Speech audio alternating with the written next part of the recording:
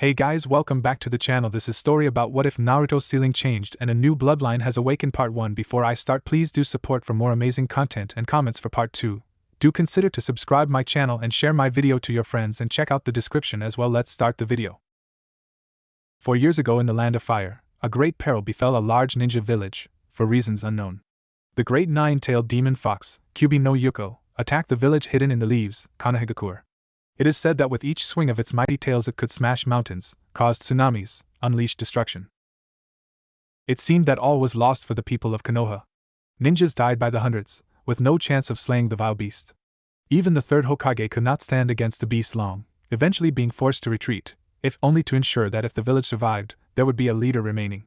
For you see, the third knew what was coming, and that his successor would not be in this world by the time the ordeal was finished. Hold on for just a little longer, the blonde ninja thought to himself, as he raced through finishing the last of the forbidden seal. The Shirsho Fujin, a seal created for the sole purpose of sealing away demons, at the cost of one's own life. Running out of his house, the blonde raced for the Kyuubi's location at a speed nearing the speed of light. With a throw and a yellow flash, there standing before him was the great nine-tailed demon fox. With a bite of his thumb, 5 short hand seals, and a cry of Kuchios no Jutsu, the great toad Gamabunta was summoned. Standing 60 feet tall, about the same height as the Kyuubi, the toad was orangish-brown, wearing a blue vest with the kanji 4 toad on the back, and wielding his tanta, which was about half the size of himself. The toad boss was truly a sight to behold. However, it was not him the people were looking at, it was the man atop his head.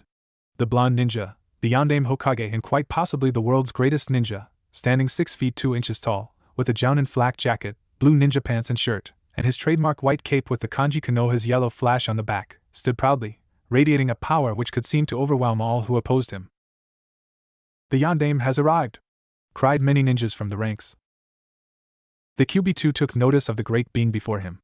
Not as great as himself, of course, but indeed powerful. With a lightning-fast slash of a claw, the great toad Gamabunta was wounded, a scar reaching from his left eyebrow to next to his nose, damaging the left eye. Jumping back, Gamabunta growled, "If you can do something, kid, do it quick, I can't handle too much damage." "I will, just keep us close. If we get too far away, this won't work," the Yondaime yelled to his toad comrade. "I'll do what I can," the toad replied, and jumped high into the air, announcing Suetun, Teppadama, water release, water bullet. 3 large orbs of water fired straight towards the Kyuubi, only to be deflected by its tails with seemingly little effort. While this happened, the Yondaime was quickly going through all 125 of the required seals. When Gamabunta landed, he was hit by one of the Kyuubi's tails, greatly injuring his organs. Yondaime as well was struck by some of the Kyuubi's energy, but at the same time he shouted out his technique, in a voice which rang louder than any of Kyuubi's roars. "Fuin, Shirsho Fujin no Jutsu. Seal, 4-image seal technique." In an instant, the Kyuubi, Yondaime, and consequently Gamabunta disappeared. Only Sarutobi, the third Hokage, saw where the Kyuubi went. Its energy, along with that of an unknown source, that felt almost like the Yondaime's, was felt entering the stomach of a newborn baby. The Yondaime's son, Namikaze Naruto, was now sealed with the greatest of the bijou within him. The cry which echoed within the barely lit room where Sarutobi and Naruto resided was not heard by many, but for Sarutobi, it would be the most painful experience for him, as he couldn't do anything to stop it. All the remaining ninjas on the battlefield cheered uproariously as they believed the Kyuubi had died. However, the cheering didn't last long, as they quickly noticed the absence of the Yondaime's body, as well as the number of corpses littered around them. The cries of pain were not ignored for more than a second, and quickly the remaining ninjas gathered the wounded and the dead, treating or burying them depending on the circumstances. 1 day later, the third Hokage was seen standing atop the Hokage Tower, addressing the people who stood below in the clearing. He was roughly 5 feet 6 inches tall, with short brown yet graying hair with a few bald spots, and in his 50s he was still a force to be reckoned with. Nicknamed the Professor, he knew over 1,000 jutsus, and could take down a small army of jounin by himself. Addressing the crowd, he spoke out to the crowd. "We have suffered greatly, we have lost many good men, women, children, we have suffered losses of our treasures, our pride, our power, but we are not yet lost. The brave Yondaime Hokage gave his life for this village, sacrificing himself in order to defeat the mighty Kyuubi. He would wish us to rebuild, and we will honor him. We will rebuild ourselves into the great village we once were. All is not lost, and by my life I swear I will protect you all, and that Konohagakure will again rise into a great village." Shouts of encouragement, whistling, clapping, and cheering was heard from the crowd. None of them knew the Kyuubi was merely sealed away, but let them believe what they need to. It is too early to drop such a bomb upon the people again, and knowing their hatred of the Kyuubi, they would surely try to kill the child. 2 weeks later, the reconstruction of the village was coming along well. The fire daimyo decided to help fund the village's renewal, and with additional missions for surviving teams, the economy was improving. With the sped-up economy, the village would soon be completely rebuilt. However, this was not the matter the council met to discuss that day. Kill the demon child. It is too dangerous to be left alive, shouted several members of the council. It is a danger to us all, the seal could break, and then what would happen? We'd have a second coming of the Kyuubi, shouted other members. Sarutobi cut in, quieting the room with a gesture. When the room was fully silent, he spoke, we cannot kill the child. The Yondaime wished for him to be seen as a hero, and surely if you believed in our Yondaime you would believe in his skills. At this, a white-eyed man with long black hair and white robes addressed the room. The Hokage is correct, and who knows what would happen if we were to kill the child. Perhaps killing the child will break the seal, and that as well would cause a second coming of the Kyuubi. Danzo, a man greatly distrusted by the Hokage, began to speak. Wearing bandages around most of his face, and a normal formal robe, he addressed the rest of the council. This is true. We do not know about the inner workings of the seal, however if it was truly weak, would it not have broken by now? No. I say we take this child and make him into a weapon for Konoha. If he becomes a ninja, he may be able to use the Kyuubi's power against our enemies. Plus then he could be restrained, we could control the power of the Kyuubi. While stating this, Danzo was laughing maniacally in his head, but he succeeded in not showing what he felt inside. Several council members agreed to this plan of action, but Sarutobi would hear nothing of the sort. This child is the son of the Yondaime. We cannot use him as a weapon. Hayashi Hyuga, the man in the white robes, spoke up again. Though I don't particularly care for the child, perhaps he should be placed with a family with one of the council members. He will soon start to resemble the Yondaime, and that will only cause questions to arise. Enemies of the Yondaime will chase after him, and if killing him results in the Kyuubi being released, then we'd all be doomed. This child must be hidden. Sarutobi, I agree, he cannot be put with just any family in Konoha. He must be protected until he can protect himself. In order for this to happen, I believe a clan head should take care of the child. After 15 more minutes of discussion, it was clear that most of the council agreed the child must be placed in a clan head's family in order to prevent a second Kyuubi attack from occurring, but none of the clan heads were willing. Sarutobi, then I shall take him into my household. Perhaps if he lives with us, he can at least learn to protect himself while he is young. Since he truly is the Jinchuriki of the Kyuubi, then he will be able to grow very strong, and perhaps he will become the second Yondaime, instead of the second Kyuubi. With this statement, the council took a vote, and the acceptance of Naruto into the Sarutobi family became official. Though several of the members still hated the child, believing him to be the demon, the majority saw him as merely the container, and were either indifferent, or had plans for using him, Danzo. A rule was also made on that day, that Naruto's secret would be held by clan leaders and clan leaders only. If the law was broken and anyone told someone in the village, even their own family, they would be charged with treason and executed. The fact that Naruto was the Kyuubi's Jinchuriki was to be kept a SS class secret, and Naruto himself would not be told until he officially became a genin. Naruto would become a ninja, the most powerful of his kind. The young blonde woke up at 6 a.m. with no trouble. A hyperactive 4-year-old with nothing better to do learned that his future was to be a ninja. Flashback no jutsu, yesterday. Naruto! Sarutobi yelled for the 50th time that day. He was looking around the estate for his adopted son, and even with the help of several clones, the boy was nowhere to be found. Naruto! If you aren't in front of me in the next 5 seconds, you aren't getting ramen for a month. Faster than you could say Hiraishin, Naruto was in front of the original Sarutobi. Having dropped from the ceiling, Sarutobi was once again surprised by the blonde. Unlocking his chakra at age 3, being able to control it at genin level by age 4, and being able to perform the academy's basic 3 jutsus, was beyond what even the Yondaime accomplished. Yes, Ajisen? Naruto asked in a military-esque voice. Standing at attention with his fingers in a salute, the young boy was dressed in a black tank top, dark green camo cargo shorts, black ninja sandals. Where he got them Sarutobi still couldn't figure out, and styled his hair so it was sticking up and in other directions. Whether the kid used mousse or just had naturally spiky hair, the Hokage couldn't figure out either. Naruto, I need to talk with you about something of great importance. Is this about when I hinged to get into the women's bathhouse? A white-haired man told me if I got their underwear he'd give me candy. No, he was dealt with rather harshly about 30 seconds after you left. The nice man is now in a hospital, however never do that again, it is not a nice thing to do to people. Biting back a perverted giggle as he wondered whether or not he could do that himself, he continued. No, I want to discuss with you your ninja training. At this, the young blonde jumped up into the air several times, shouting this is even better than ramen. Training! Training! Seeing the boy's enthusiasm, the Hokage continued. Now, for your age you are already as skilled as the average academy student. Your taijutsu needs work, but for ninjutsu and genjutsu you are already at genin level. However, it is not what you have that you should work on, it is what you don't have. For the next 2 years until you enter the academy, you will be studying all there is to know about the mechanics and theories of ninjutsu, genjutsu, and taijutsu styles, in addition to research on the art of fuinjutsu.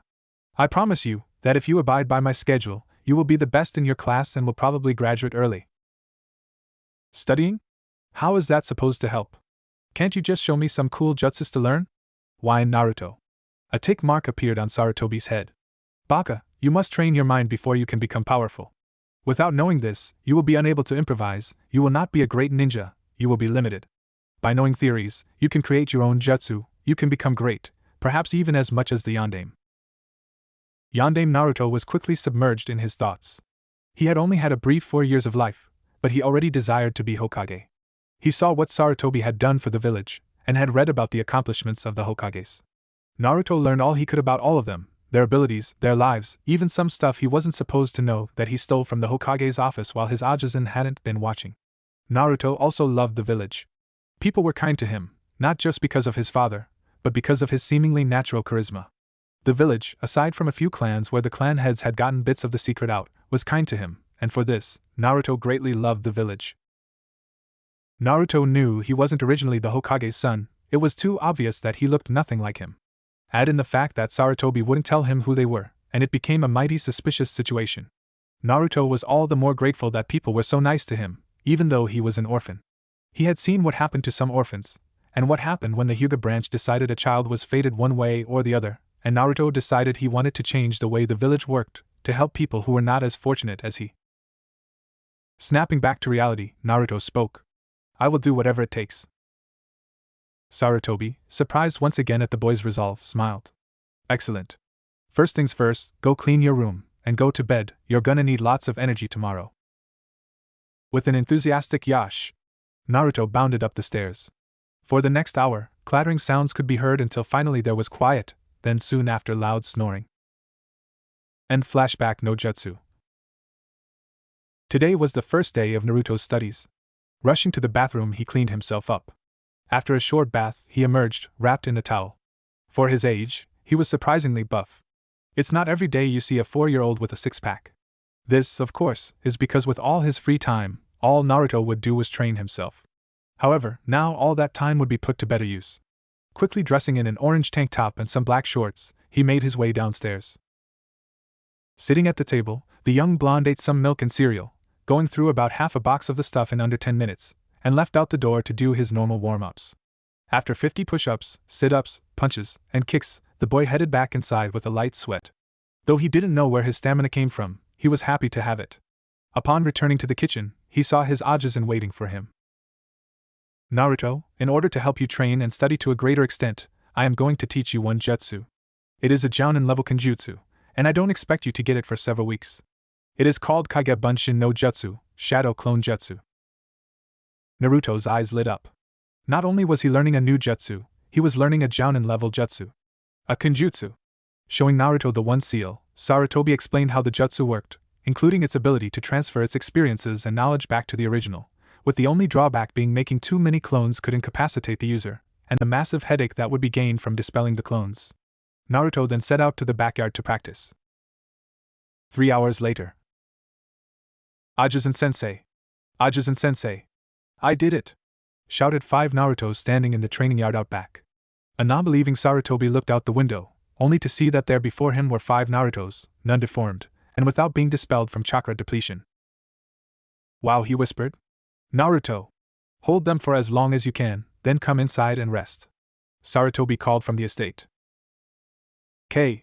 Naruto continued to stand and hold the clones for quite a long time, until his stomach started rumbling, which meant time for lunch.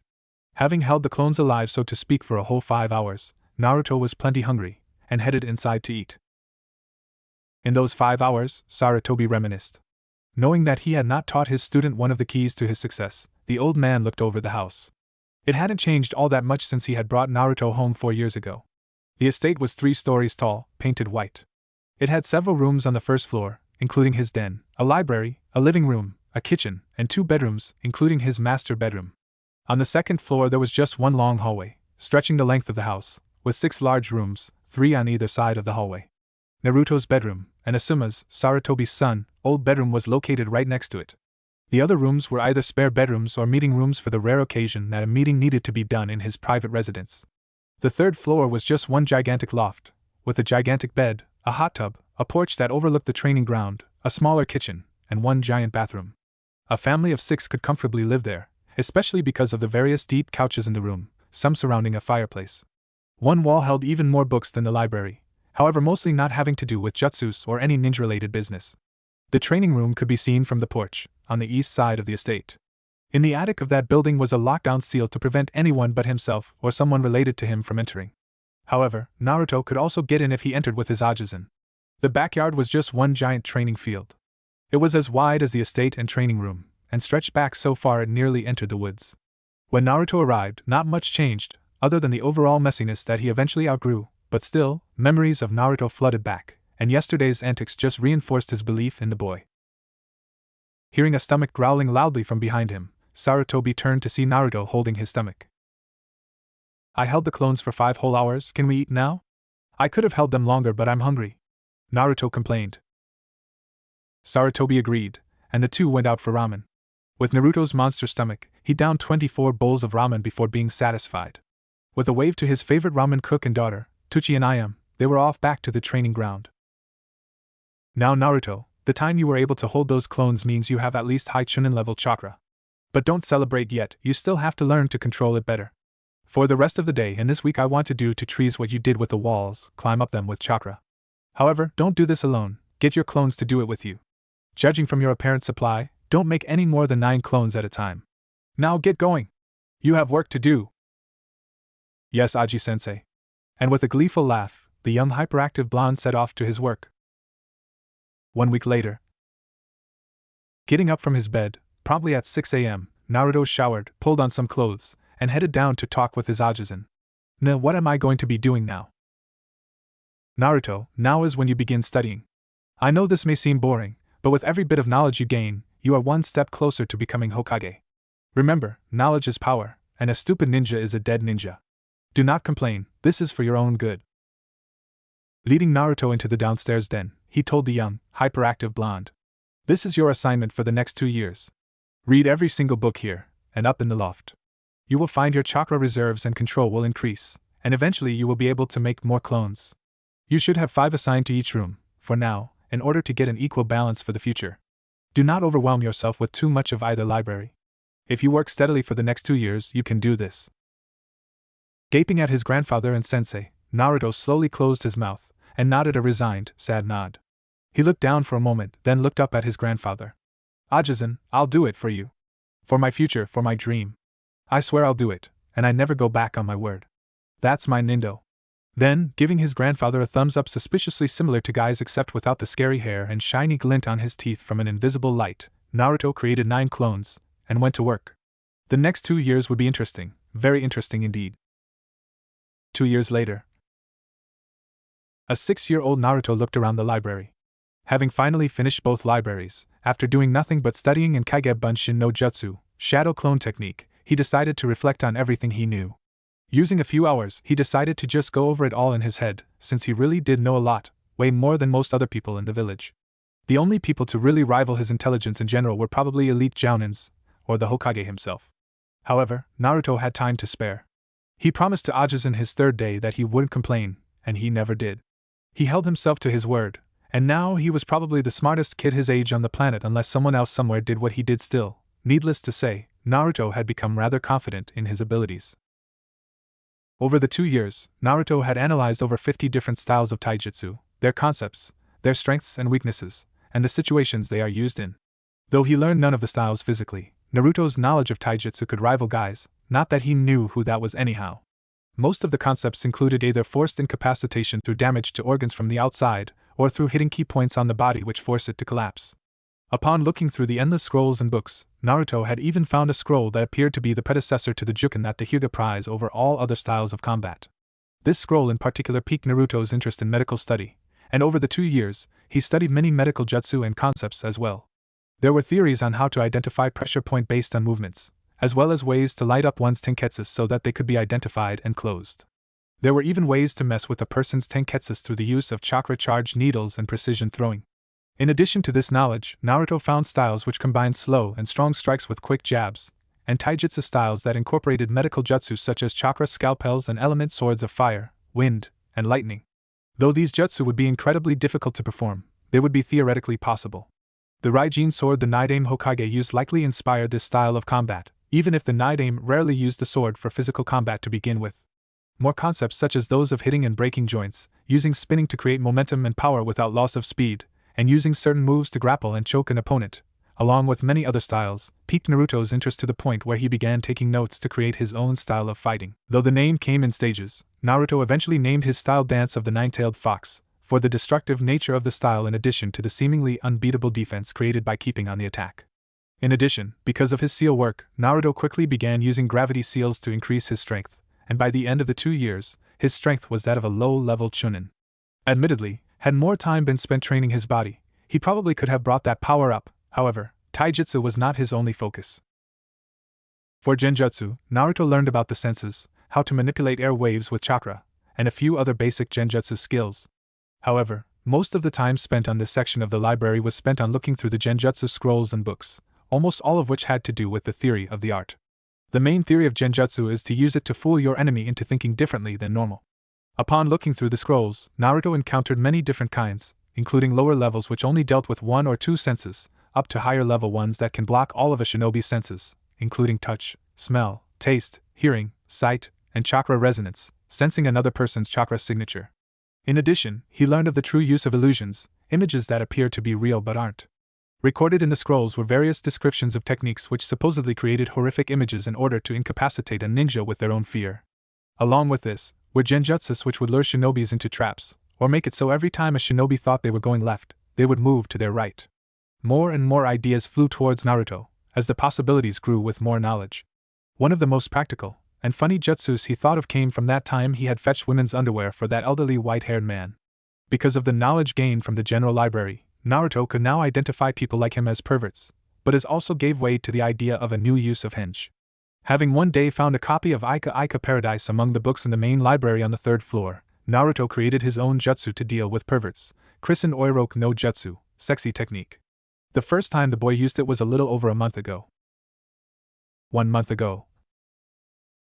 Hey Ajisen, Naruto piped up as he left the library to go to sleep, not noticing the middle-aged female diplomat with his grandfather in the private meeting room. Naruto, I told you. I'm not old and don't call me that in front of guests. Sarutobi told his young adopted son. Gomen, I did not see the woman next to you. Still, can I show you a great jutsu I came up with? I guarantee it'll knock you out like a light. Naruto's voice grew gradually over the course of the sentence, and before Sarutobi could respond, Naruto had shouted Oiroku no Jutsu, and turned into a 16-year-old girl, completely nude. Wisps of smoke covered the naughtier bits, but she was still a beautiful woman. Long blonde pigtails ran halfway down her back, sky blue eyes, whisker marks, giving that little bit of cat naughtiness, large shapely, a sleek thin body, long luscious legs, and striking a seductive pose. Naruto-chan now stood before an unconscious Hokage, with blood streaming from his nose, positioned about 3 feet behind where he was due to the force of the burst. When Naruto cancelled the jutsu, he looked over to the woman, who still had a giant sweat drop on her head. Trying to be polite, Naruto offered for her to stay the night. In order to solidify relationships, the diplomat did not reveal the embarrassing situation, though she had quite a thing to tell people should the alliance falter. End flashback. Though his genjutsu and taijutsu skills grew, ninjutsu quickly became the favorite. Having studied the theories of basic chakra control, as well as more advanced theories and uses for chakra, Naruto found new ways to practice chakra control that could quickly raise a ninja to jounin level control, if they could use Kage Bunshin well.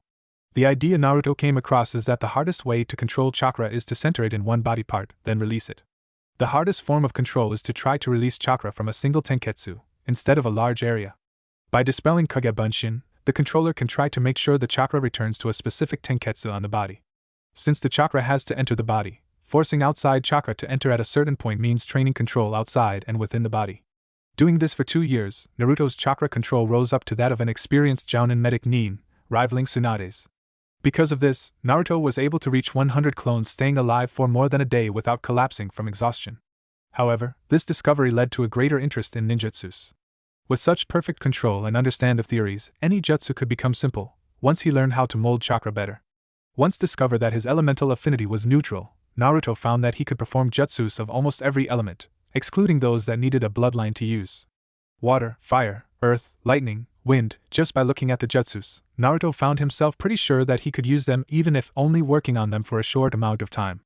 Thus, the idea of causing mass destruction with very little drain on himself became a most attractive idea, and over the course of the 2 years, Naruto could manipulate all of the 5 possible elements for him, and do it well. Naruto even created some double-element ninjutsus, including a lightning-enhanced Katan Housenka no Jutsu, fire release, Phoenix Flower Technique, and a water-enhanced Earth Jutsu, Doton Suiton, Teppadama no Jutsu, Earth Water Release, Mud Bullet, a new technique created by Naruto which functions like the Housenka, but stick the opponent to the ground.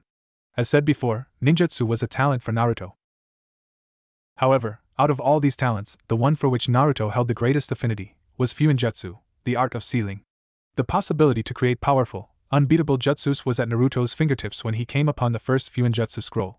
This form of technique took up the most space in the library, over 400 scrolls on the theory, kinds of seals, uses, concepts, and more all within the library's walls. Scrolls of sealing were the most interesting, and according to several sources, their power went up to the point where demons could be sealed away, since that was really the only way to dispose of them. Of course, along with his normal reading in the loft on the 3rd floor, Naruto learned a great many things about the sealing of the Kyuubi no Kitsune no Yukai, and how his hero, the Yondaime, managed to seal the creature, despite that he had been told it had been killed, in fact, on the day of his birthday. Seeing that this was knowledge privy only to the Hokage, Naruto took great interest in reading about it, and found that the Kyuubi had been sealed into a newborn child. However, it was then that Naruto noticed he had ventured into Ajizan's personal section of the library, and decided to ignore what he saw and ask said Hokage about it some time later. A 6-year-old should not know such things, he thought, and I don't want to make him angry. I'll ask when I come across a seal like that one, so I have an excuse. Continued study in Fuinjutsu showed such possibilities as sealing enemies, at a more advanced level, sealing items, and making explosives. If there was a faster way to do seals than drawing them, then Fuinjutsu would be the most powerful type. As the 2 years came to an end, after having read and learned so much, and increasing his knowledge to a point where very few would ever outsmart him, Old Man Hokage decided to give Naruto a written test based on the subjects, questions only he and perhaps Kakashi or Shikaka Nara could answer. However, Naruto passed with flying colors, and at this point, Sarutobi labeled him a prodigy. Truly, he was a genius ninja. The next day, Naruto was to be sent to the academy, however, this led to a heated discussion. Ajizan. I know way more than anyone else there, and I bet I'm better at everything than all of them. Why do I have to go to the academy? Naruto, you may be a prodigy, but you can't just get everything your way. It will be a beneficial experience for you. Plus, you'll be able to make some friends. You haven't been out of this house once these whole 2 years, except 2 or 3 times for ramen. You've worked plenty for your age, and your youth only comes once. Have fun for once.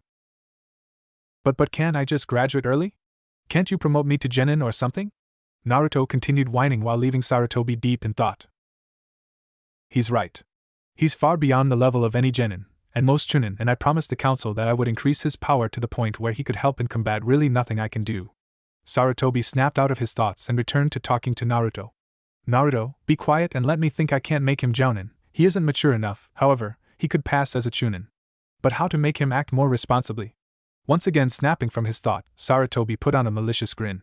Oh Naruto, Sarutobi whispered in a devilish tone. Naruto immediately stopped and looked up in fear. The only time he looks at me like that is when he's going to do something I really won't like. Naruto, you will be going to the academy, Sarutobi stated with confidence and authority in his voice. What? But I'm so much better than them, Naruto yelled. Sarutobi simply nodded in agreement before continuing on.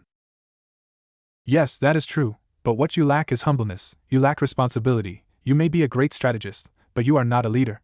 You have great knowledge that would be beneficial to spread. You will be going to the academy as a teacher. At this, Naruto's jaw dropped. Why? Was the only response Naruto could think of in his current predicament. With the eloquence of a practiced speaker, Sarutobi replied in a steady voice. The previous teacher, Iruka-sensei, lost his assistant Mizuki a few days ago, since the traitor attempted to use a student who wanted to graduate to steal the forbidden scroll. Iruka needs a new assistant, and what better way than to send my prodigy of a son to him to help.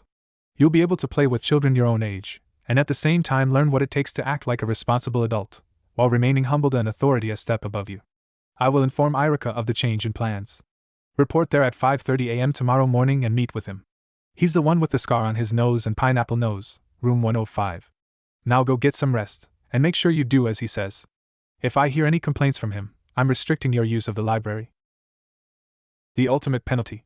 The look of horror on Naruto's face at the thought of his research being stopped was plenty of evidence for Sarutobi that he had reached Naruto. Also, the though of getting up even earlier, at about 5 a.m. in order to be there on time, struck Naruto as possibly one of the worst schedule adjustments of all time. Being that it was already 9 p.m., Naruto went off to bed. Tomorrow would be a strange day. Getting up at the blissful time of 6 a.m., Naruto sat up in his bed and wandered off to his shower, took a nice long bath, and returned to get ready for the day. Noticing the nice clothing laid out already, as he had put it there last night, he slipped it on. An old black muscle shirt stretched its way across his muscular chest. On top of this he wore an orange shirt with a black spiral on the back. Slipping on his gray and black camo cargo shorts over his bright orange boxers, he slowly sat on his bed and began fastening his black ninja sandals.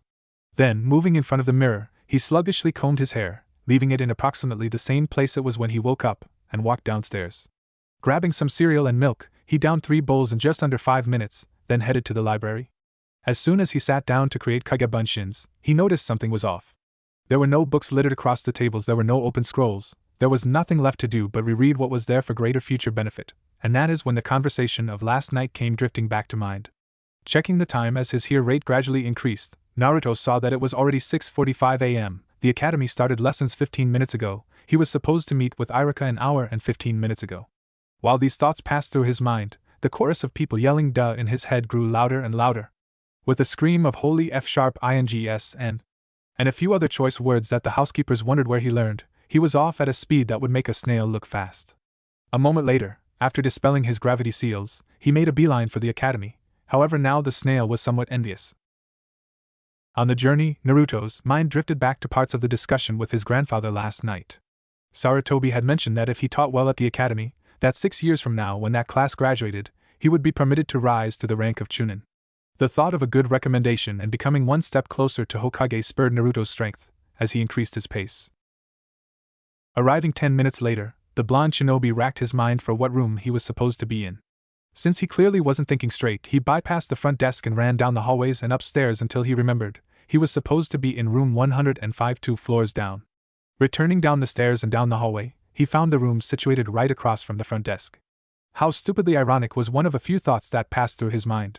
Seeing the young blonde simply staring at the door, the young receptionist shinobi on duty decided to find out what was going on.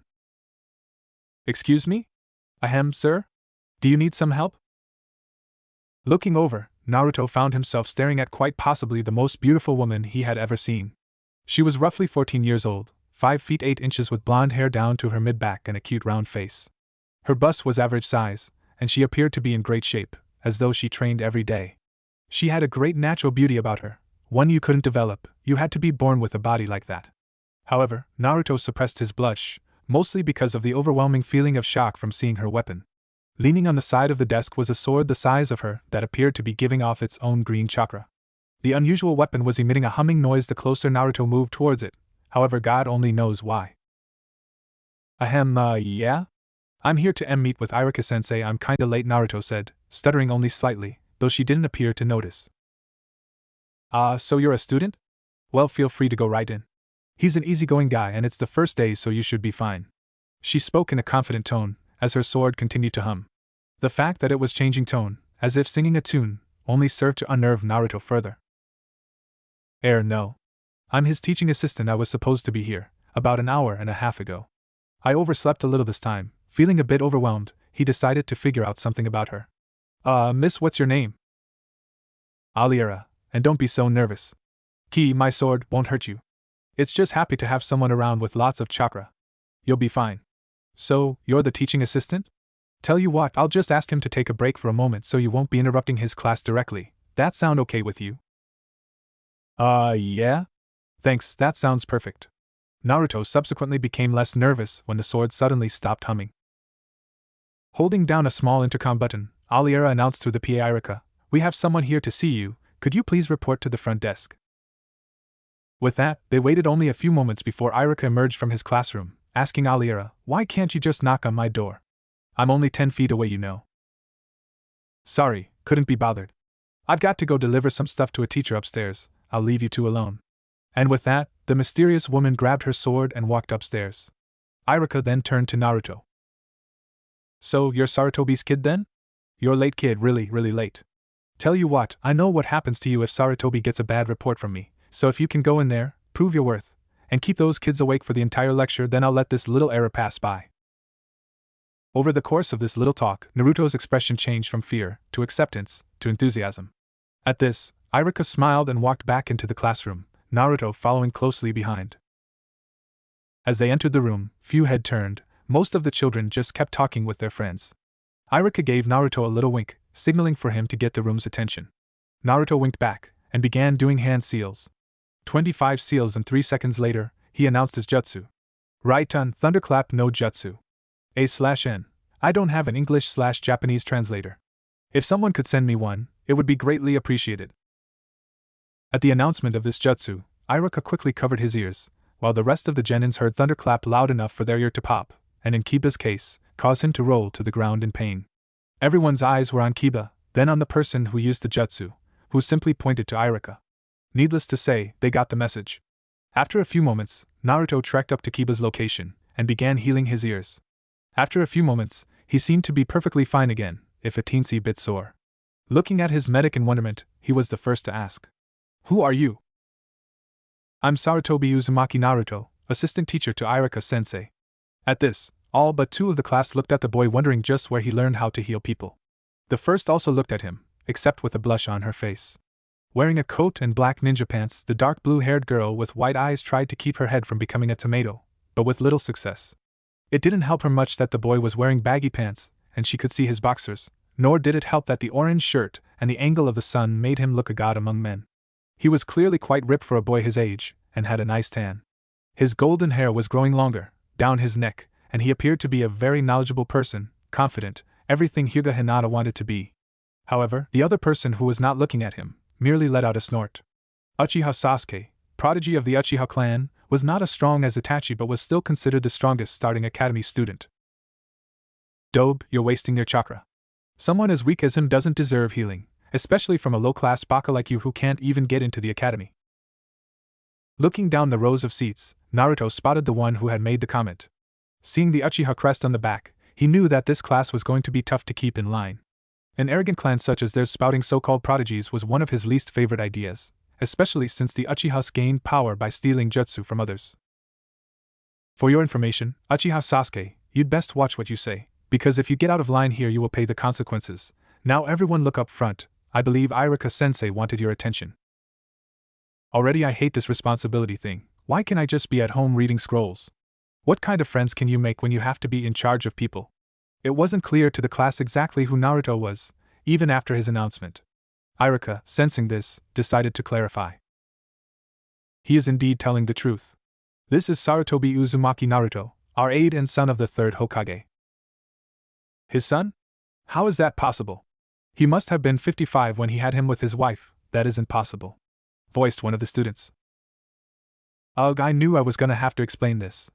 Rocking his head in his hands for a brief moment, then lifting it up, Naruto addressed the class. "I am an adopted child. I was abandoned and the Sarutobis found me and took me in, very much like the Yondaime, who was also an orphan, found and trained. I do not know who my parents are, nor do I know my true origins, whether they be with Konoha or some other nation. I am greatly educated in many forms of combat, including various styles of taijutsu, a large arsenal of ninjutsu, and some genjutsu. I also specialize in fuinjutsus, as to be honest, it is probably the coolest shinobi art ever." Saying the last part with great enthusiasm, he got several odd glances, mostly from people who had no clue what fuinjutsu was.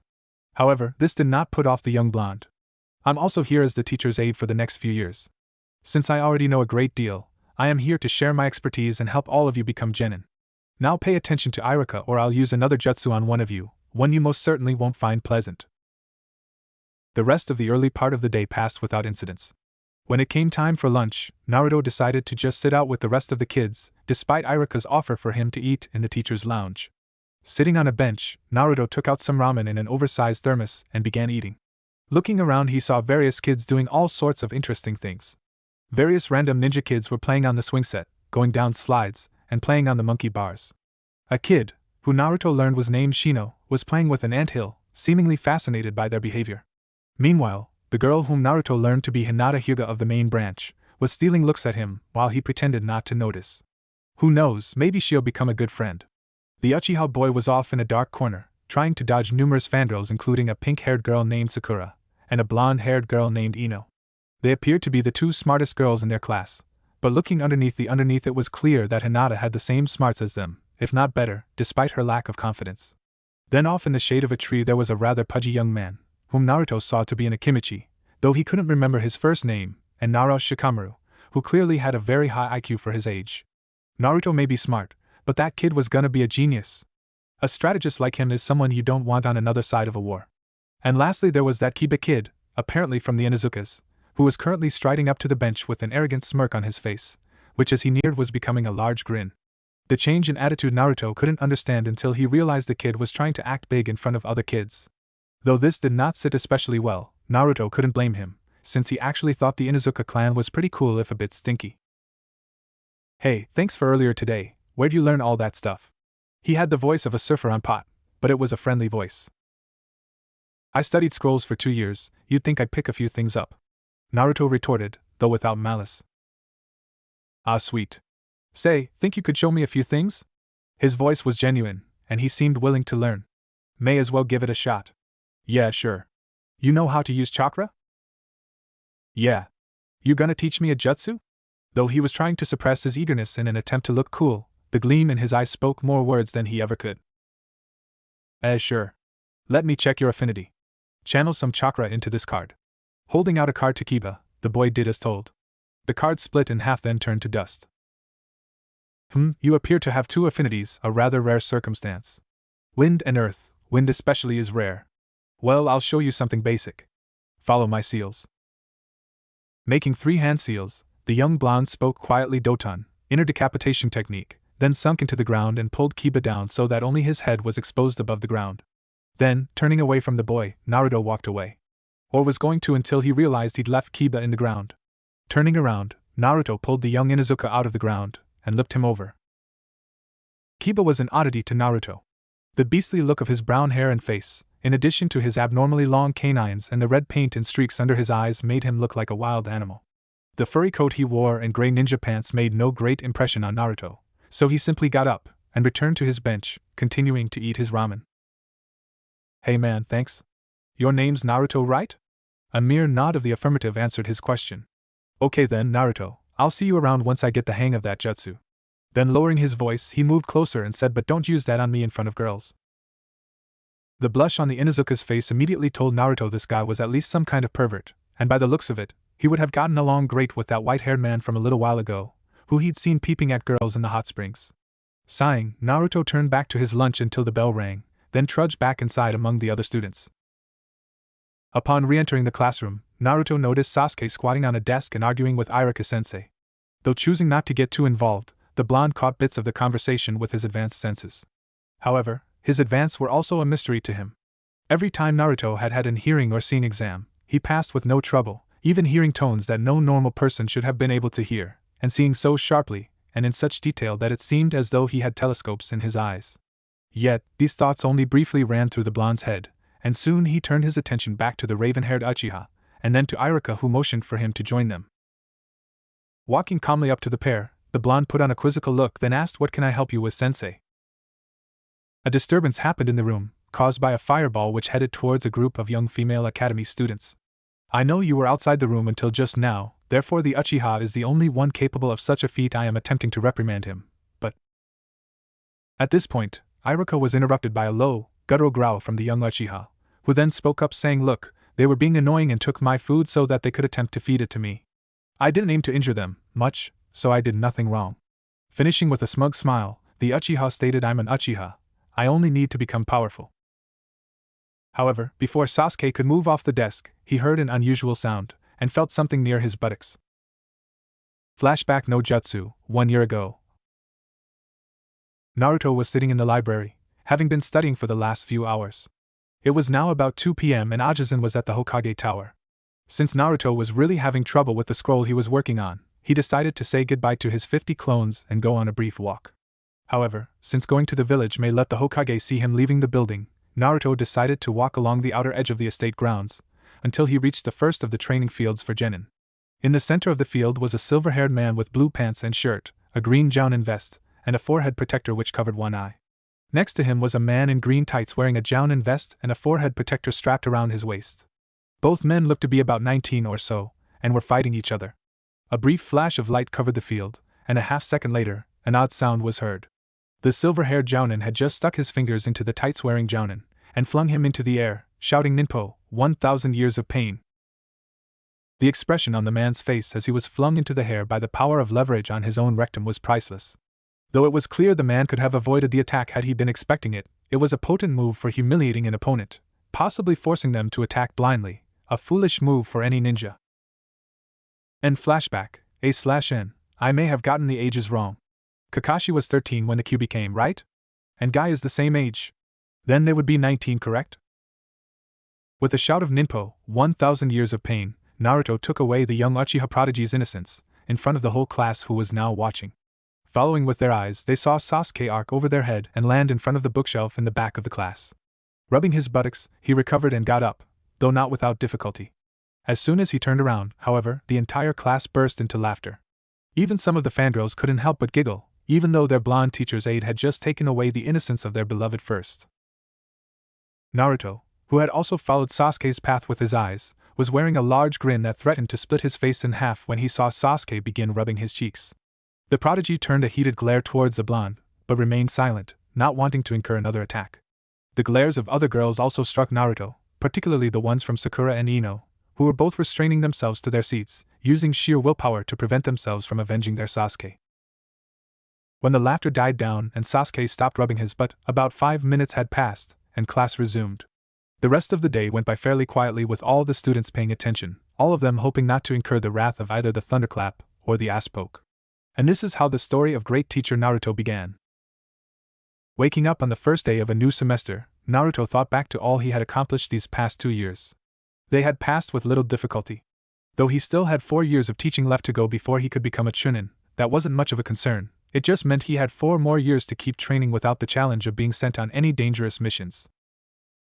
In the past 2 years, Naruto came to be known as Great Teacher Naruto, for his accomplishments at the school. In order to get on Iruka's good side, Naruto began to participate in the lectures more, making sure everyone understood before moving on to a new topic, and corrected students who were not paying attention. After a few weeks of corrections, most of the students got the idea and decided to talk outside of class. After the first year, it was suggested that Naruto begin holding his own lectures for students who wished to learn higher-level material, such as theories and the beginning arts of Fuinjutsu. Also, many students became friendlier with the young aide. Kiba had accepted Naruto the first day, and a few days after that, Naruto had become friends with a number of people, including Shino, Chuji, Shikamaru, and Hinata.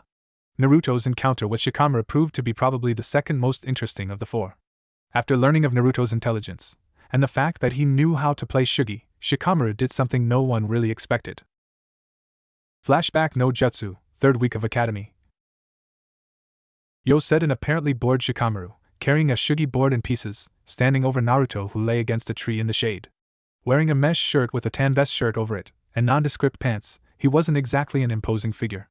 The only real oddity about Shikamaru was his hair, which looked sort of like a pineapple if viewed from the correct angle, and the fact that his hobby was lazily watching clouds. Also his IQ over 200. Yo, replied the blonde shinobi. Laying back in a white short-sleeved shirt with a pocket on the front, and navy blue cargo shorts, the blonde was an equally unimposing figure. Or would have been if not for the fact that his hair was sticking out in all directions, drawing attention when contrasting with the dark brown-gray bark of the tree. TCH, troublesome. Wanna play? Shikamaru asked in lazy, drawling voice. Sitting down and placing the board on the ground, he began to set up the pieces. With nothing else to do, Naruto helped to set them up, and soon they were in a heated piece-on-piece duel. With expert precision, both players executed flawless board moves throughout the day. Ignoring the bell that ended lunch, and the bell which ended school, the two players were completely immersed in their game. Soon, the children leaving wondered where they had gone, and spying them under a tree, a crowd began to gather. Soon, several students and teachers were watching the game play out. 9 hours later. It had grown dark, and was just a little past 11 p.m. The crowd had shrunk, but still some teachers and students watched, holding lanterns so that the two could see the board. The wind chill made most of the observers think that the players had frozen over, as neither had moved more than an inch in the last hour. Both of them had not eaten since breakfast, and had not slept since 6 a.m., 5 a.m. in Naruto's case, that morning. Only 3 more moves were executed by each player, by midnight, and at this point all the observers decided to go home, leaving 2 lanterns so that the two could make their respective ways home, or so they thought. 6 hours later. Deadlocked with few pieces left on each side, the two had played through the night.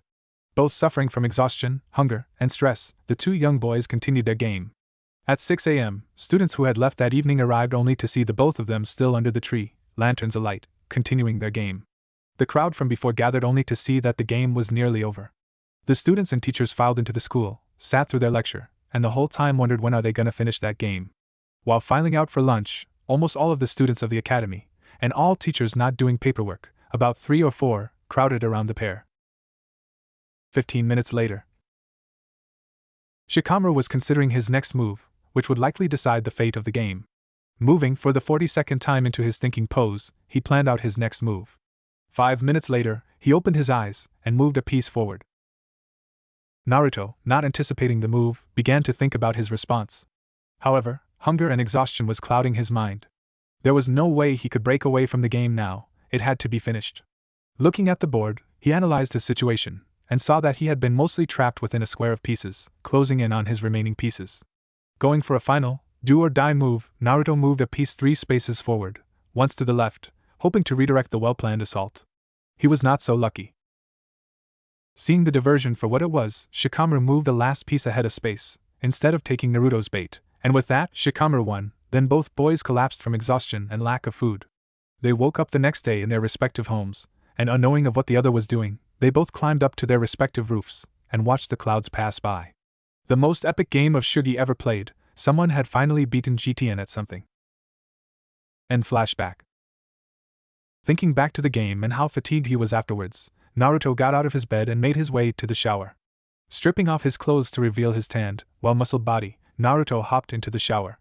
This caused Naruto to remember how he had first met Hinata personally. Flashback no Jutsu, start of 2nd year of the academy. Naruto was resting after an exhausting training session at the academy grounds, where he had been throwing shuriken. Much to his disappointment, however much he had studied weaponry when going through taijutsu and the few random kenjutsu scrolls in the library, he still found it difficult to throw the shuriken correctly, accurately, and quickly, with power behind the throw. After a 3-hour training session, along with the help of 100 clones, Naruto learned to throw the stars with a measure of proficiency, as long as he was standing still. Noticing the thick layer of grime and sweat on his body from the exertion, he trekked inside to the boys', or so he thought, locker room. Throwing off his clothes to reveal his glistening body, he hopped over to the shower, entered, flipped on the water, and washed away the dirt from his body. 5 minutes later, unbeknownst to the young blonde, a young Hyuga girl entered the locker room. Not noticing the clothing on the floor and bench that was clearly men's, the girl stripped. She too was covered in sweat and grime, since she had been working on her juken rather hard in an indoor training room of the academy. She skipped lightly over to an unoccupied shower and flipped on the water. The young blonde, failing to notice the presence of the girl, began to sing. Now that she's back in the atmosphere, with drops of Jupiter in her hair, hey hey. She acts like summer and walks like rain. Reminds me that there's time to change, hey hey. Since the return from her stay on the moon. She listens like spring and she talks like June, hey hey. By the time the second verse began, Hinata had recognized the voice and was blushing furiously. Her crush, the guy who never gave up and worked with all he had, with sun-kissed hair, a perfect body, and a smile that could melt any girl's heart, was in the shower stall next to her singing in a voice, which to her, was heavenly. Not wanting him to stop, she sat down in her stall, so that he couldn't see her. Tell me, did you sail across the sun? Did you make it to the Milky Way to see the lights all faded? And that heaven is overrated? Tell me, did you fall for a shooting star? One without a permanent scar? And did you miss me while you were looking at yourself out there? He continued to sing, the sound of his voice carrying over the sound of water gushing down, and despite the fact that it wasn't particularly warm, it began to heat her up. Her blush was so deep it made tomatoes look dull in color, and as the song progressed, she had to force herself not to rush around the curtain and wall, and cling on to the being who seemed to brighten her days with just a smile and a mere word of encouragement. Not once in the past year of the academy had he used a jutsu on her, ignored her, or done anything harmful. In fact, every day he seemed to smile up at her in her desk, and even if he had just been scouting the room, to her it felt like his eyes, those deep blue oceans, were meant for her. After a particularly good taijutsu spar between her and another girl, the oceans and heart-melting smile turned to her, and he told her, completely honestly, good job. Her hair fluttered, and when the song ended, she couldn't hold it anymore and threw herself around the curtain, around the wall, through his curtain, and into his stall, hugging him as if her life depended on it. Needless to say, Naruto was shocked, as he thought he was in the boys' locker room. He was about to speak, when he realized that the girl grasping him so tightly was none other than Hinata Hyuga, the girl rumored to have a crush on him, and that she was naked. Not being able to help it, his body began to react, and there was soon a hard object rubbing against Hinata, and a moan escaped his lips. Her body reacting as well, she reached up, kissed him on the lips, then left the shower stall. Grabbing a towel, she dried herself off, grabbed her clothes, dressed, and left without a word.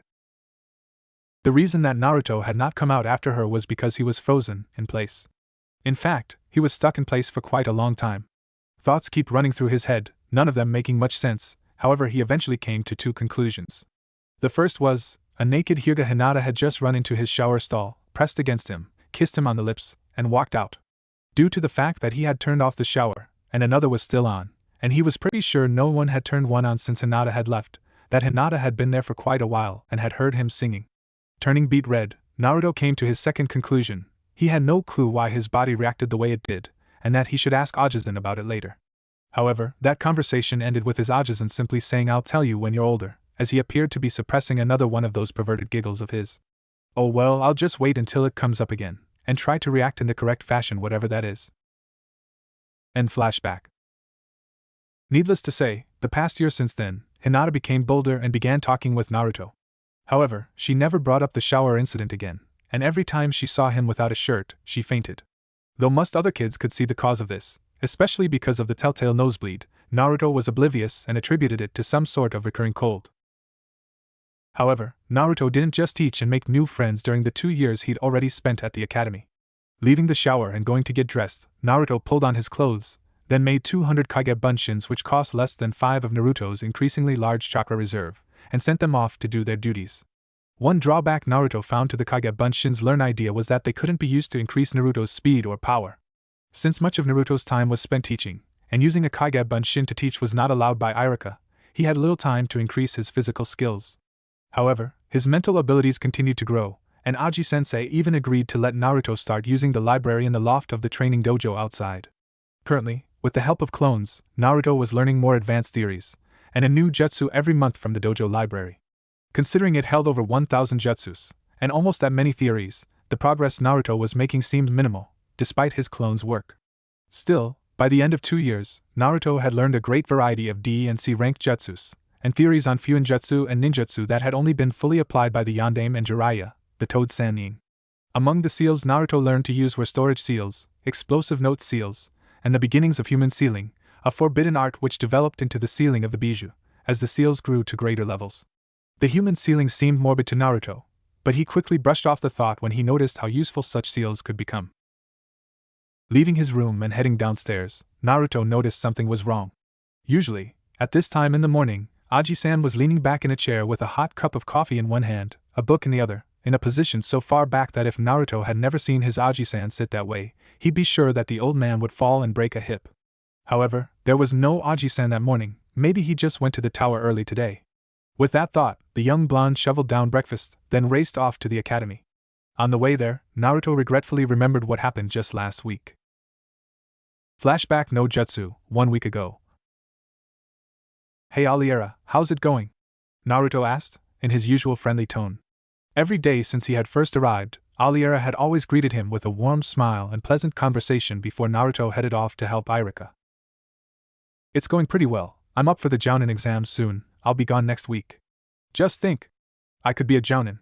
In a few years I may even get my own team. It was well known among those who knew her that Aliera wanted children, but sadly she couldn't conceive due to an injury from a mission when she was 10 years old. Naruto had started to feel like something of a younger brother around her, even though she was about twice his age. Aliera Nechan is gonna be a jounin. Believe it! It had only been 2 years since Naruto had started helping to teach, and though he was maturing, sometimes he seemed just the like 8-year-old kid he was. Yup. Now be good while I'm gone, and be nice to the receptionist. I don't want to have to worry about angry coworkers beating on my little bro while I'm gone. Got that? Yes, Nechan. I gotta go now, time to help teach the brats. You're a brat too. Nechan, were the last words Naruto whined before entering the room for another day of lectures, keeping kids awake, and building his reputation as GTN. End flashback. Arriving at the academy, Naruto noticed most of the lights were off. Considering there was a strong overcast of dark gray clouds, the lack of lights confused Naruto. Heading off for the front desk, Naruto found the new receptionist, a cute woman about 22 years old, with a serious look on her face, staring at Naruto. What's going on? The young blonde inquired, noticing the mood and lowering his tone of voice. There was a disturbance last night over by the Uchiha district. Apparently only one was left alive, the rest killed by Uchiha, Itachi. The Hokage asked me to send you home when you arrived. Don't worry, there likely won't be any classes until this issue is sorted out. Itachi? Itachi killed the clan? How can that be? I need to figure out what's going on. Thank you, muttered Naruto. Turning on his heel, the young prodigy walked out into the coming storm to find out what he could do. For the first time in his life, Naruto felt helpless. Though he didn't really care much for Sasuke, Naruto respected his skills as a prodigy. Also, not that the Uchiha was likely just like him, an orphan, Naruto felt a certain amount of sympathy for the boy, even if he wasn't exactly the most likable guy. However, what burned at Naruto was that the Uchihas were just like the Hyugas, intra-clan marriages, the less powerful serving the more powerful families of the clan, and the fact that Naruto hadn't known the massacre had occurred. Swearing to himself yet again that he would change the clans of the village, so that no child would be thrown away, he slowly walked home. That night, Sarutobi explained the incident to Naruto in detail, also explaining that Sasuke had suffered a very traumatic experience. Apparently his brother used a powerful genjutsu on the boy, making him live through the massacre of his family, and thus Sasuke would no longer be in the class, until it was deemed that he was of sufficient mental stability to continue his work. Also, refusing to accept hospitality, the boy was put into a mental facility by force, if only to temporarily measure his mental capacity. Though Sasuke might not be in the class any longer, Naruto was not happy. The boy was not just as bad off as he had been at birth, if not worse. Unfortunately, classes didn't resume for a whole month, but from that point on, the class changed. Sasuke wasn't out for any normal power, he was out for the power to defeat his brother and revive the clan. Though no one ever heard this from Naruto, that night he promised to himself. Once I become Hokage, I will help him rebuild the clan, so that the Uchiha massacre will not be a tragedy, it will be the birth of the new clan system of Konoha. Naruto got up, stretched, shut off his alarm, and went through his normal routine. Today was the day he would finally end his service as the once famed great teacher Naruto, the teacher's aide who gave advanced lectures on theories that even some of the teachers were having problems with. The blonde who had encouraged his students to better, kept them at attention, and made sure they all got a proper education, even the fangirls. For years had passed since the Uchiha massacre. Though Sasuke was clearly not in a very stable state of mind, he was released in only a month and returned to the academy without having to attend any makeup courses. All returned to normal, except that Sasuke's fangirls now not only wanted to be with him, but they wanted to save his dark heart and bear his children so that they may revive his clan. The dark preteen had labeled himself an Avenger, and the rumor around the village was that he planned to gain the power to defeat Itachi himself. Deciding he had meandered over this topic in his head long enough, Naruto tried to shut the thoughts out of his mind. As soon as Sasuke came back, Naruto had found that the Uchiha wasn't really interested in re-establishing his clan, which was made especially clear by his apt attention to Iruka-sensei and his apparent disinterest in girls, which made Naruto consider that the Uchiha may have become gay. Frowning disgustedly at the thought of the great Uchiha prodigy prancing around in a green tights, much like the ones that the overenthusiastic youthful Mato guy wore, Naruto pushed the thoughts out of his head, only to be replaced by memories. In the past 4 years, Naruto had made many improvements. He had learned all the D and C ranked jutsus in Aji-san's dojo library, and had learned several B and A ranked ones. The only reason he didn't know more was that Naruto had devoted much of his time to Fujinjutsu. Naruto's skill had reached the point where he could modify explosive tags to form specific shapes of explosions, increase the power, or even direct the explosion in a certain direction. Also, he could write the seals fairly quickly, being able to make a modified explosive tag every 20 seconds without fault. Also, Naruto discovered the art of chain tagging. This was where one tag could set off seals with the chakra, releasing more seals, and more so that one kunai with an exploding tag could be used to blow up a whole building. However, explosive seals wasn't the only kind Naruto had discovered. Better weight and gravity seals were found among the scrolls, allowing Naruto to help his taijutsu further. Stamina seals were yet another worthy discovery. The theory of the stamina seal was that by draining life force, the user of the seal could quadruple their chakra supply. By making Kage Bunshins with a small amount of life force in them, so insignificant that it would only cost Naruto a day of his life, Naruto could keep his Kage Bunshin alive 4 hours. By putting a stamina seal on a Kage Bunshin, it became nearly impossible to tell apart from the original, as it could take many hits to dispel the clone. Discovering this when he was a mere 9 years old, Naruto used this technique to replace himself with clones and skip out to train taijutsu. With this additional training, Naruto could soon rival most jounin with his speed and strength, excluding Madogai of course. In doing this, Naruto also added to and fully mastered his style, known as Dance of the Nine-Tailed Fox, which he had created a little over 5 years ago, with his ninjutsu, genjutsu, taijutsu, and fujinjutsu progressing as it was. In addition to his more mature nature, knack for strategy, and the ability to lead, Naruto had gotten a good recommendation from Iruka, and today would be promoted. On his way to the academy, for what was likely to be the last time in his life, he remembered what had happened just a few months after the massacre. Flashback no jutsu, a few years ago. "Hey brat," said a familiar voice from the trees in the training area. "Nei-chan, you're back," was the enthusiastic response. The blonde shinobi turned to see his self-proclaimed big sister looking down at him. "Yup, and guess what? I passed." I'm a joun. As soon as she said she passed, Naruto leapt into the air, landed on the branch, and embraced her. Patting him on the head, she gradually pulled away from the hug, and looked at him with concern, noticing his tears. "Naruto, what's wrong? This means you won't be around to hang out with me anymore." Sobbing, Naruto turned away and was about to jump when arms wrapped around him again. Hanging there for a second, in her arms, he knew he'd miss having her around. Her smile had always brightened his day, and now he'd hardly get to see her, if ever. "Silly little bro, sure, I'll see you less, but I promise I'll see you on my days off. And I'll treat you to ramen, okay?" After a brief pause, Naruto spoke again with a mischievous tone. "You're on a day off now, aren't you?" Yeah, let's go." And with that, Naruto leapt off the branch, ranting about the ramen he was going to get. Holding her head in her hands, Aliera joined him, and soon they were both chowing down on Ichiraku ramen. End flashback. Sure, the new receptionist was nice and pretty, but she wasn't Nei-chan. Aliera was now going to be a jounin sensei though, and maybe when they started doing C-ranked missions, Naruto would be able to join in. Yes, though Naruto, when they go on their first one, I'll get to spend at least a week just hanging out with Nei-chan, maybe Hinata too, if I'm lucky. Wait, Haim? Where'd that come from? Though Naruto didn't notice it, he had been spending a lot more time with Hinata, helping her out more and talking with her. They never once mentioned the shower incident, but since then his feelings for her grew, and though he didn't know it, Naruto was falling in love. Arriving at the academy, Naruto strode to the room where he had been going nearly every day for the last 6 years. Entering the room, Naruto just went to sit next to Hinata, on a desk as usual. There were 30 other people in the room, the people who had graduated and were going to be assigned their teams that day. After half an hour of idle chit-chat, Iruka entered the room. Before Naruto could make a hand sign, everyone quieted and looked up front. "Okay, I will now be announcing the teams for his year. Team 1A/N. I don't want to make up names, they aren't important. Team 7 will be Uchiha. Sasuke. Time seemed to drag on forever as every girl in the class who hadn't been called drew in their breath.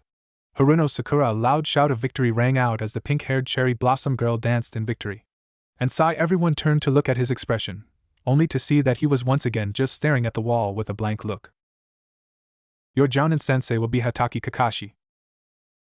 Teammate will be Hyuga Hinata, Aburame Shino, and Inuzuka Kiba. This came as no surprise to the classroom, as few cared. Naruto was just happy his Hinata was with 2 friends. Your jounin sensei will be Ikurin Aliera. This came as a surprise to Naruto, since he never figured that he would get so lucky to be able to see his Nei-chan and Hinata at the same time. All those years of teaching and he finally got something out of it, something real good. Team 10 will be Naro Shikamaru, Akimichi Chuji, and Yamanaka Ino. Sighing, the downtrodden Ino slipped out of her chair and fell onto the floor, defeated. She had been placed with a lazy butt and a fat guy, while her rival Sakura was on Sasuke's team. Your Jounin sensei will be Sarutobi Asuma. At the mention of Sarutobi, all eyes turned to Naruto.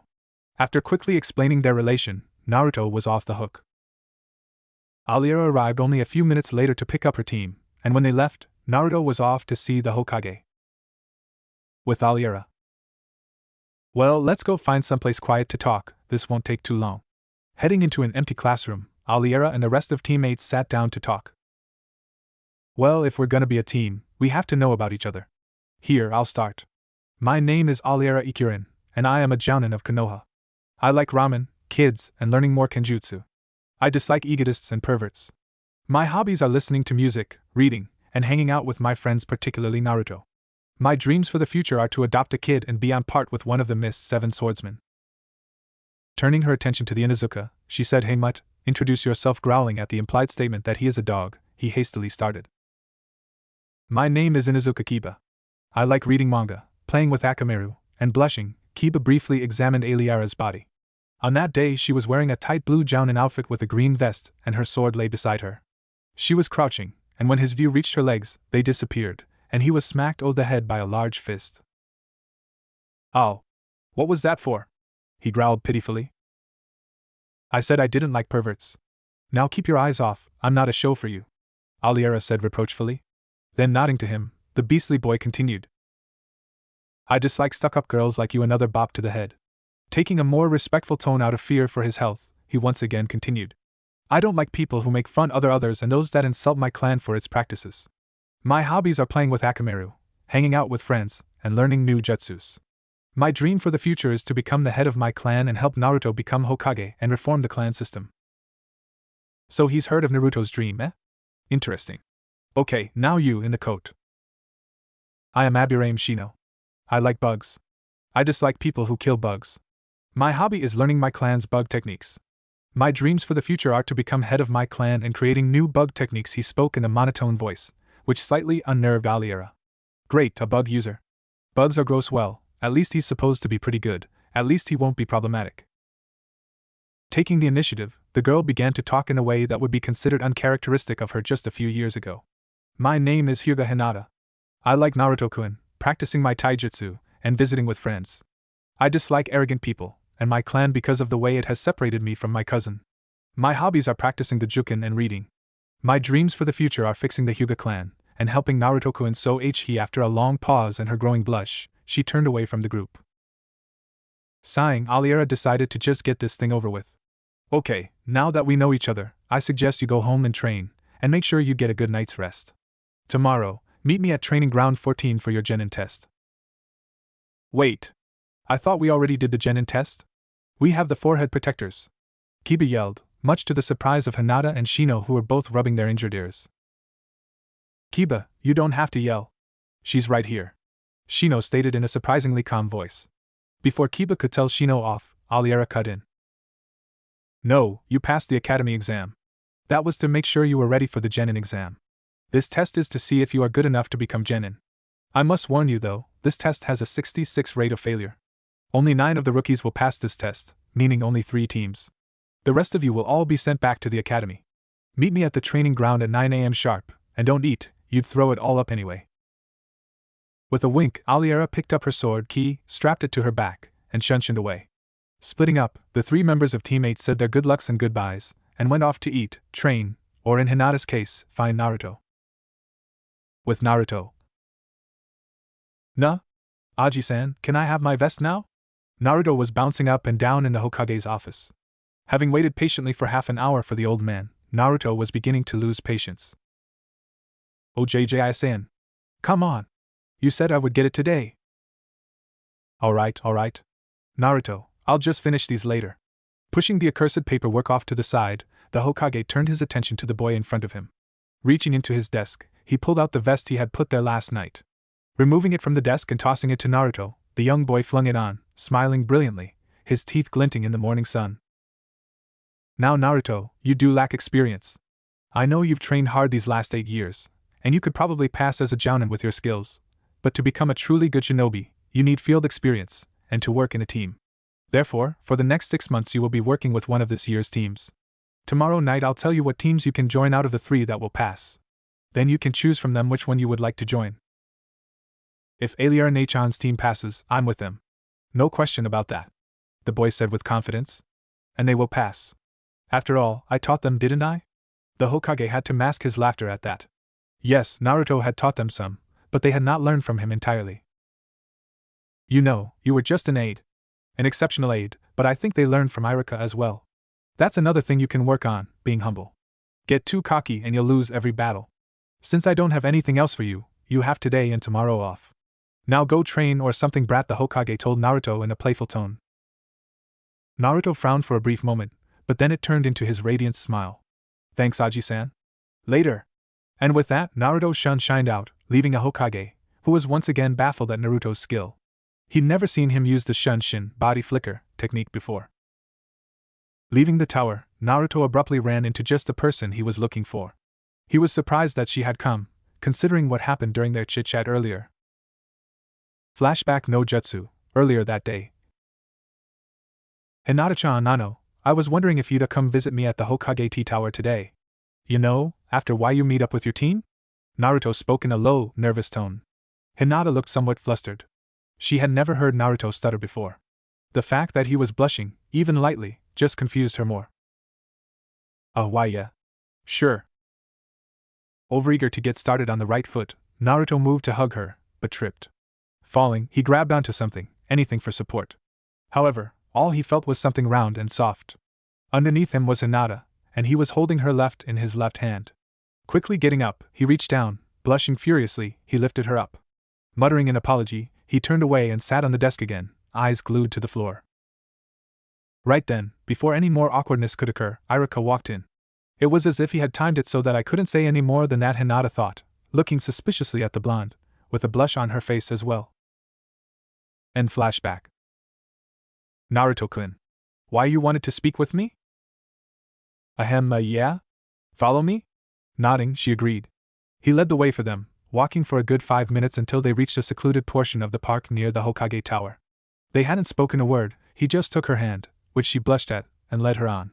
Reaching a rather large tree, he leaned against it, motioning for her to do so as well, which she did. Hinata-chan, would you go out with me on a date tonight? Go out on a date? Hinata thought, completely shocked.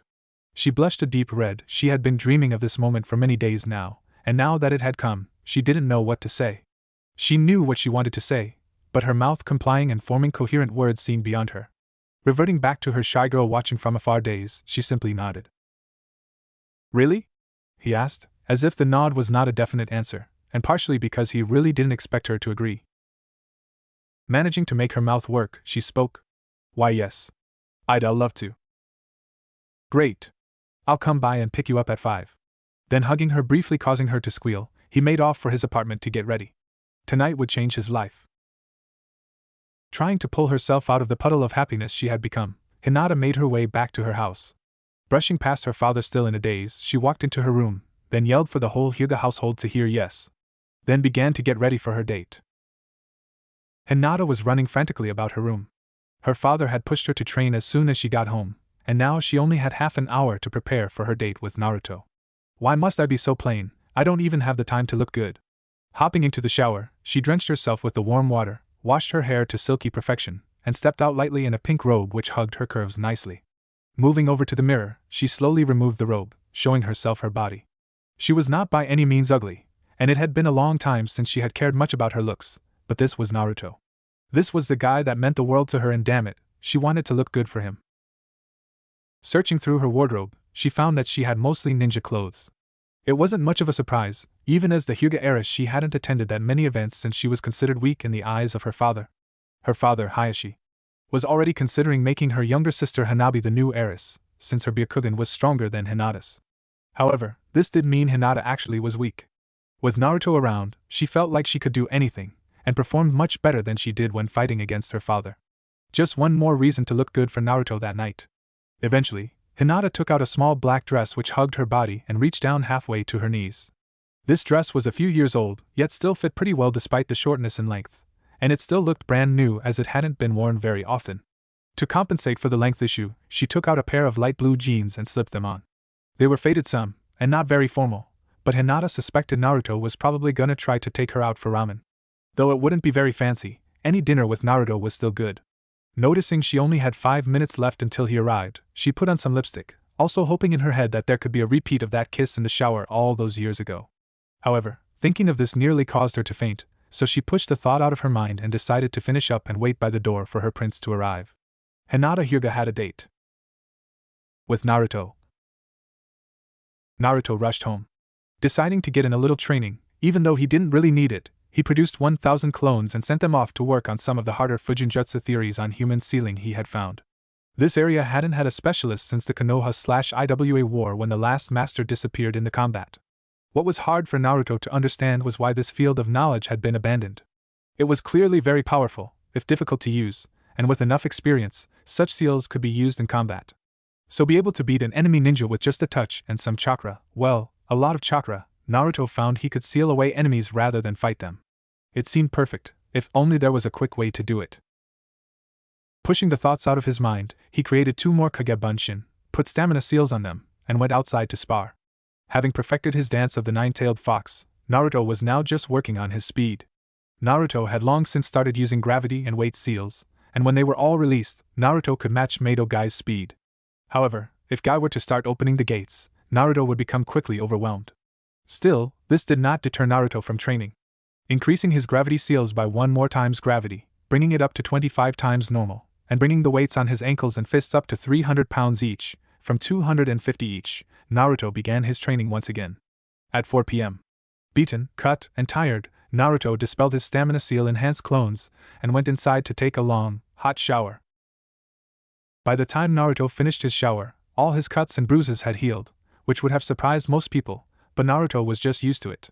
He had always been a fast healer. The fact that this was nearly 1,000 times the healing rate of a normal person did not disturb him, though it was a curious aspect of his life. He dried off, and began looking through his wardrobe. As the adopted son of the Hokage, Naruto could have had a wide range of clothing, but for the most part he just had some different colored tank tops, t-shirts, ninja pants, and jeans which he wore for training, and thus had rips and holes in most of them. However, having planned ahead, he had bought some new clothing the previous day to wear just for this occasion. Snickering at how this would likely cause Hinata to faint, he pulled on his clothes. Noting the time was 4:45, he stepped out of the estate and headed off for the Hyuga complex, arriving just a few minutes later. Seeing the guards, he addressed them with a respectful bow, and stated his business. "Good evening. I am here to pick up Hinata for a meeting of sorts. May I go see her?" The guards activated their Byukugans, then nodding to each other, they stepped aside and moved around the building, giving the young man some privacy. Knocking on the door, Naruto called out Hinata.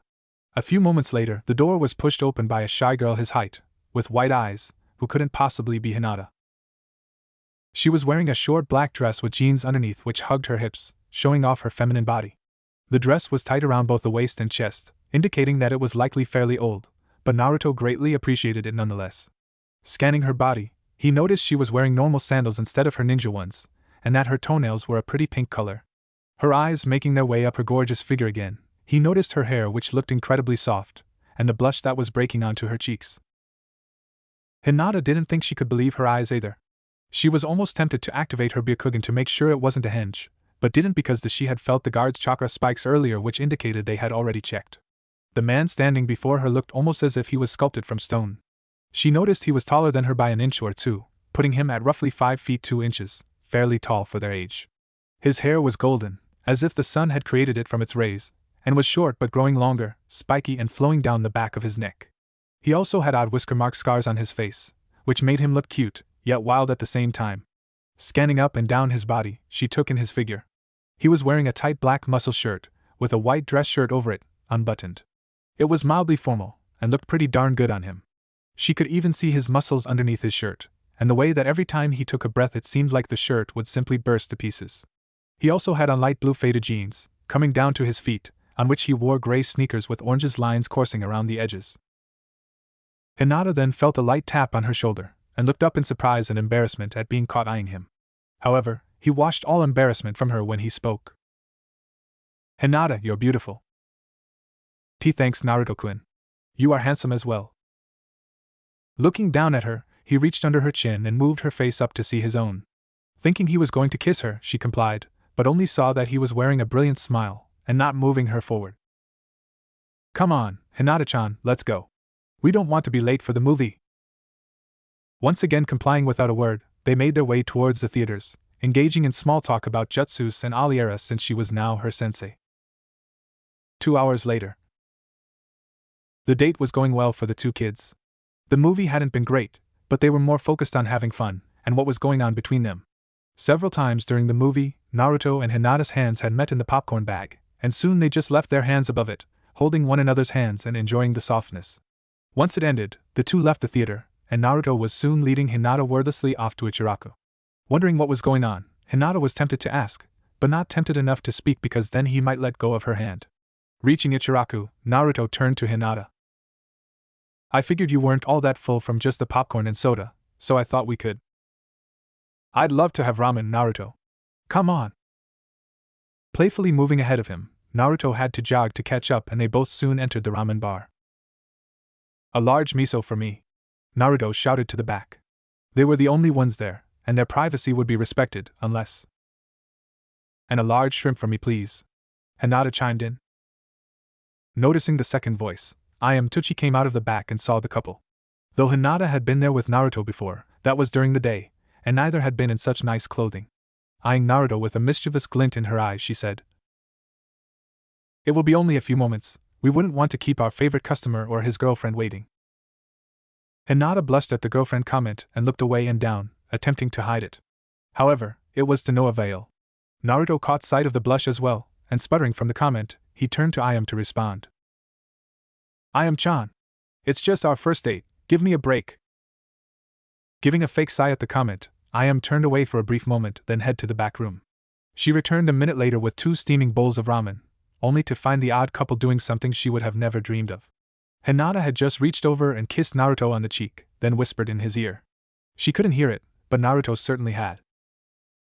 Am I your girlfriend now? It was uncharacteristically bold of Hinata, but then, she had tackled him nude in a shower stall. Who knew what may happen next? Naruto's thoughts, however, were more focused on that fact that she had just kissed him, if seemingly without spectators, in a public place. Wrapping his mind around the idea, he turned to Hinata, a very obvious blush on his cheeks. However, before he could say a word, Ayam had reached over and put down their ramen in front of them. Itadakimasu! Naruto exclaimed with enthusiasm. However, unlike the normal eating fashion of one Sarutobi Uzumaki Naruto, he was eating like a normal person, with manners. It was quite a sight for both of them to see, but they quickly ignored it, Hinata appreciating that he had the capability to eat normally, even if sometimes it seemed beyond him. Finishing their ramen, Naruto began to take Hinata home. They walked in silence, both still a bit uncomfortable from what had happened at the ramen bar. They soon reached the front of the compound. The lights of the main house were out, and the guards weren't there, suggesting that they had either sensed the couple coming and had given them privacy, or were simply switching posts.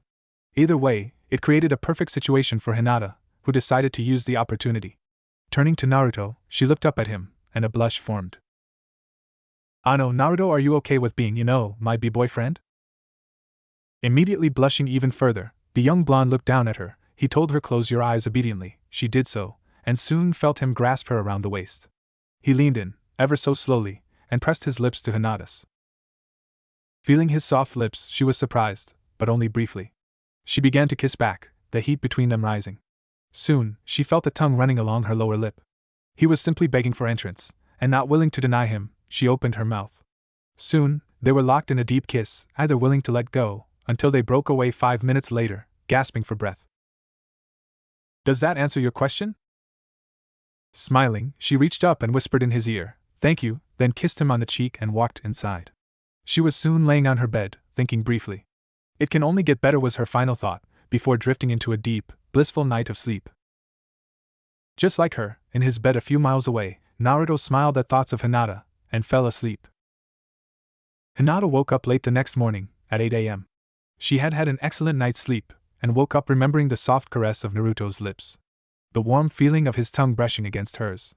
The way he gently stroked her, and then she noticed something sticky between her legs. Blushing crimson, she lifted the covers only to see her essence leaking out through her panties. Never before had she had such a wet dream before. It was as if a dam broke and the water simply rushed out. Quickly leaving the room, she briefly explained that she needed a new pair of sheets to a passing housemaid, and asked her not to tell anyone. Showing a knowing grin, having seen from the shadows what occurred last night, the housemaid nodded, and went about her assignment. Hinata, on the other hand, simply went to the bathroom, showered, returned to her room, dressed in her ninja clothes, and set out for training field 14. Strangely, it seemed to her as if much more time had passed since the team meeting, even if it had only been yesterday. Arriving at the field at 8:55, she noticed her teammates Kiba and Shino were already there. Now they were just waiting for Aliera. There was silence, none of them talked, all expecting their sensei to show up soon. At 9 a.m. sharp, Aliera shined into the middle of the rather barren training field. It was just one gigantic clearing, with a few sparse groves of trees scattered around. It was a circular clearing, a little rough around the edges, and the plant life grew smaller until next to nothing at the center. It was one of the smaller training fields, only a few hundred yards in diameter, and left basically no places to hide. Aliera simply stood in the middle of the clearing, leaning on her sword, which was now glowing bright green and seemed to be pulsating chakra. Glad you all showed up. I figured I would get straight to the point. Here I have 2 bells and a timer. When this timer reaches noon, it will go off. That is how long you have to get these bells from me. The one of you that doesn't get the bell will be tied to a tree, while being forced to watch his or her teammates eat. Also, they'll be sent back to the academy. She finished with a playful tone, waggling her finger at them. What? Kiba yelled, far too loudly. If Shino could be bothered to speak, he'd pull a Shikamaru and call Kiba troublesome, but seeing as they were a team, he was not willing to do so. It would be troublesome in itself. One of you is guaranteed to fail. Now go! She shouted, dropping the timer on the ground. She vanished. Kiba was the first to move. Trying to catch her scent, he found it led down the path that led back into Konoha. With his dog bouncing on his head, the young Inuzuka performed a few hand seals. Ninpo, Shikaku no Jutsu, for legs technique, and with a burst of speed, he disappeared as well. At this, Hinata turned to try to talk to Shino, but found he had disappeared as well. Shrugging, Hinata followed Kiba's trail, watching his progress with her Byakugan activated. Unbeknownst to them, they were being watched. With Aliera. Wow, they were easier to lose than I thought. She was currently speeding through the trees, now traveling just beyond the tree line, parallel to Konoha.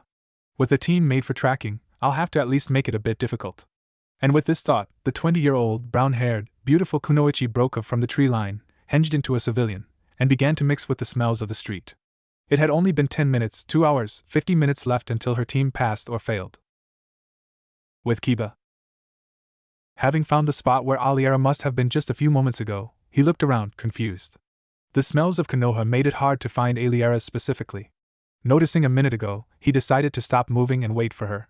After all, he may be an arrogant Inuzuka, but he could recognize when his skills were not sufficient. With Hinata. Seeing Kiba stop moving up ahead, she decided to meet up with him. Maybe he had decided to wait for her, and it would be rude to ignore him, even if he was supposed to be competition in this test. He came into view of her normal eyes, and she soon stopped next to him. Kiba-san, I thought you were following her. Narrowing his eyes slightly at the fact that he had lost her trail, he scowled, then repressed it, smiled at Hinata, and spoke to her. I was. She got away, and I can't seem to pick out her scent, there are too many around. Ah, Kiba-san. If you would help me, we could both get a bell. I mean, we're teammates, aren't we? Looking at her with surprise, considering he was supposed to be her opponent in this endeavor, he reluctantly agreed. As long as he got his bell, there wouldn't be any problems. Hinata, sighing with relief at his agreement, reactivated her Byakugan and leapt off into the town to look for their sword-wielding sensei. With Aliera. Sheesh, it had been an hour and still no one close. What kind of tracker team is that? I didn't even mask my smell. And that Hyuga kid has passed over me twice now, with the supposed tracker. Judging from her experience, she didn't believe she was being unreasonable. Had Hinata checked every area thoroughly with her Byakugan, she would have found her by now. Still, that Shino kid had her worried. She had found no trace of him until right then. With Shino. I'm glad I placed that Kikai bug on her as soon as she arrived. I figured it would be some kind of test having to do with tracking. From the looks of it, that's what this team is built to do. They'd have to give us a sensei who's good at tracking. I wonder why we got her. Abandoning such thinking, as at that moment it was illogical to think about something currently irrelevant, Shino stayed a mile away from Aliera's location. He figured the best way to get the bells would be to send bugs to distract her, then get a bell for himself with the bugs. But without knowing her abilities, would it be a waste of time?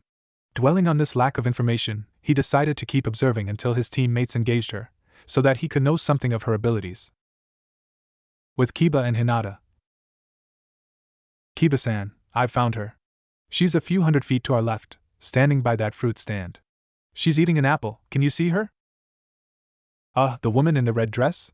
Yes, staring at her, he began to drool, imagining what kind of fun things he could do with a woman like that. Even Akamaru's sweat dropped, as Hinata privately wondered how the 12-year-old had become so perverted. However, he was soon hit in the back of the head, and turning around he found Aliera, with her sword now just under his head, the blade pressed to his throat. Freeze, she said in an icy tone. I told you, I'm not your eye candy. Let's see if you can find me again. And with that, she quickly disappeared. With Shino. Serves him right for being so unobservant. Shino muttered under his breath. A bug landed on his hand and crawled around. It was a kind of bug he had never seen before, being slightly larger than an average dragonfly, bright red, and with brown stripes down its body. He was promptly engulfed in a cloud of smoke, as Aliera appeared before him, apparently having hinged into the bug, since it was no longer there.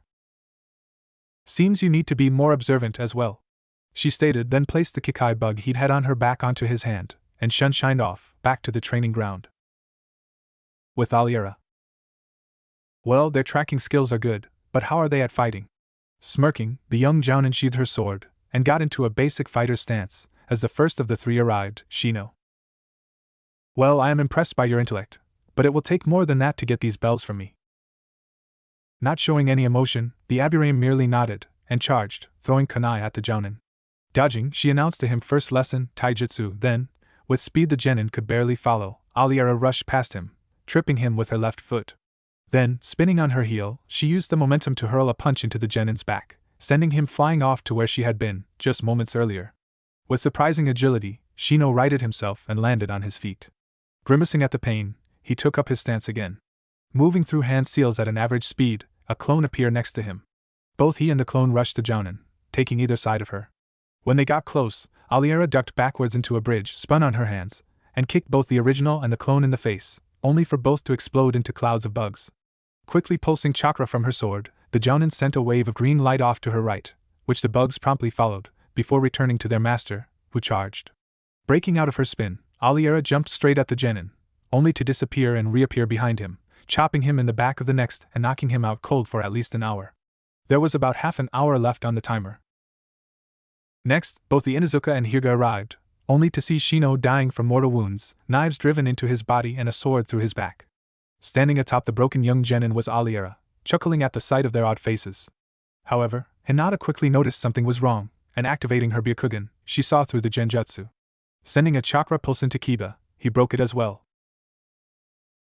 So the two of them are working as a team. Well, it's a start. Well? Are you just gonna stand there gawking like idiots, or are you gonna get these bells from me? Stupidly taking the bait, Kiba charged, only to see Aliera making seals. Second lesson, Genjutsu. Kiba was enveloped in a world of cats. Black cats, white cats, orange, brown, blue, purple, cats of all colors, sizes, shapes, hair, or lack thereof, and all of them were playing. Jumping to and fro, playing with balls of twine, kittens and old cats napping, and more. And more. And more. And more! Hinata saw Kiba freeze in place, then let loose a blood-curdling scream, before falling unconscious. What Aliera did to Kiba, she would never know, but she knew that whatever it was, it would probably give him nightmares for a while. Third lesson, ninjutsu. And with that announcement, Aliera began to make seals. Finishing on the 26th seal, she announced Futon. Pulverizing shield technique forming around Aliera's arms were two large shields made of wind chakra, that looked like a defensive technique, but could also serve as a good offensive technique. Then, she charged, though at a much slower pace than she had used against Shino. Taking her Juken stance, Hinata activated her Byakugan, and didn't see, to her surprise, any of Aliera's Tenketsu. Apparently the shield jutsu she was using had enough chakra in it to block the Tenketsu from sight.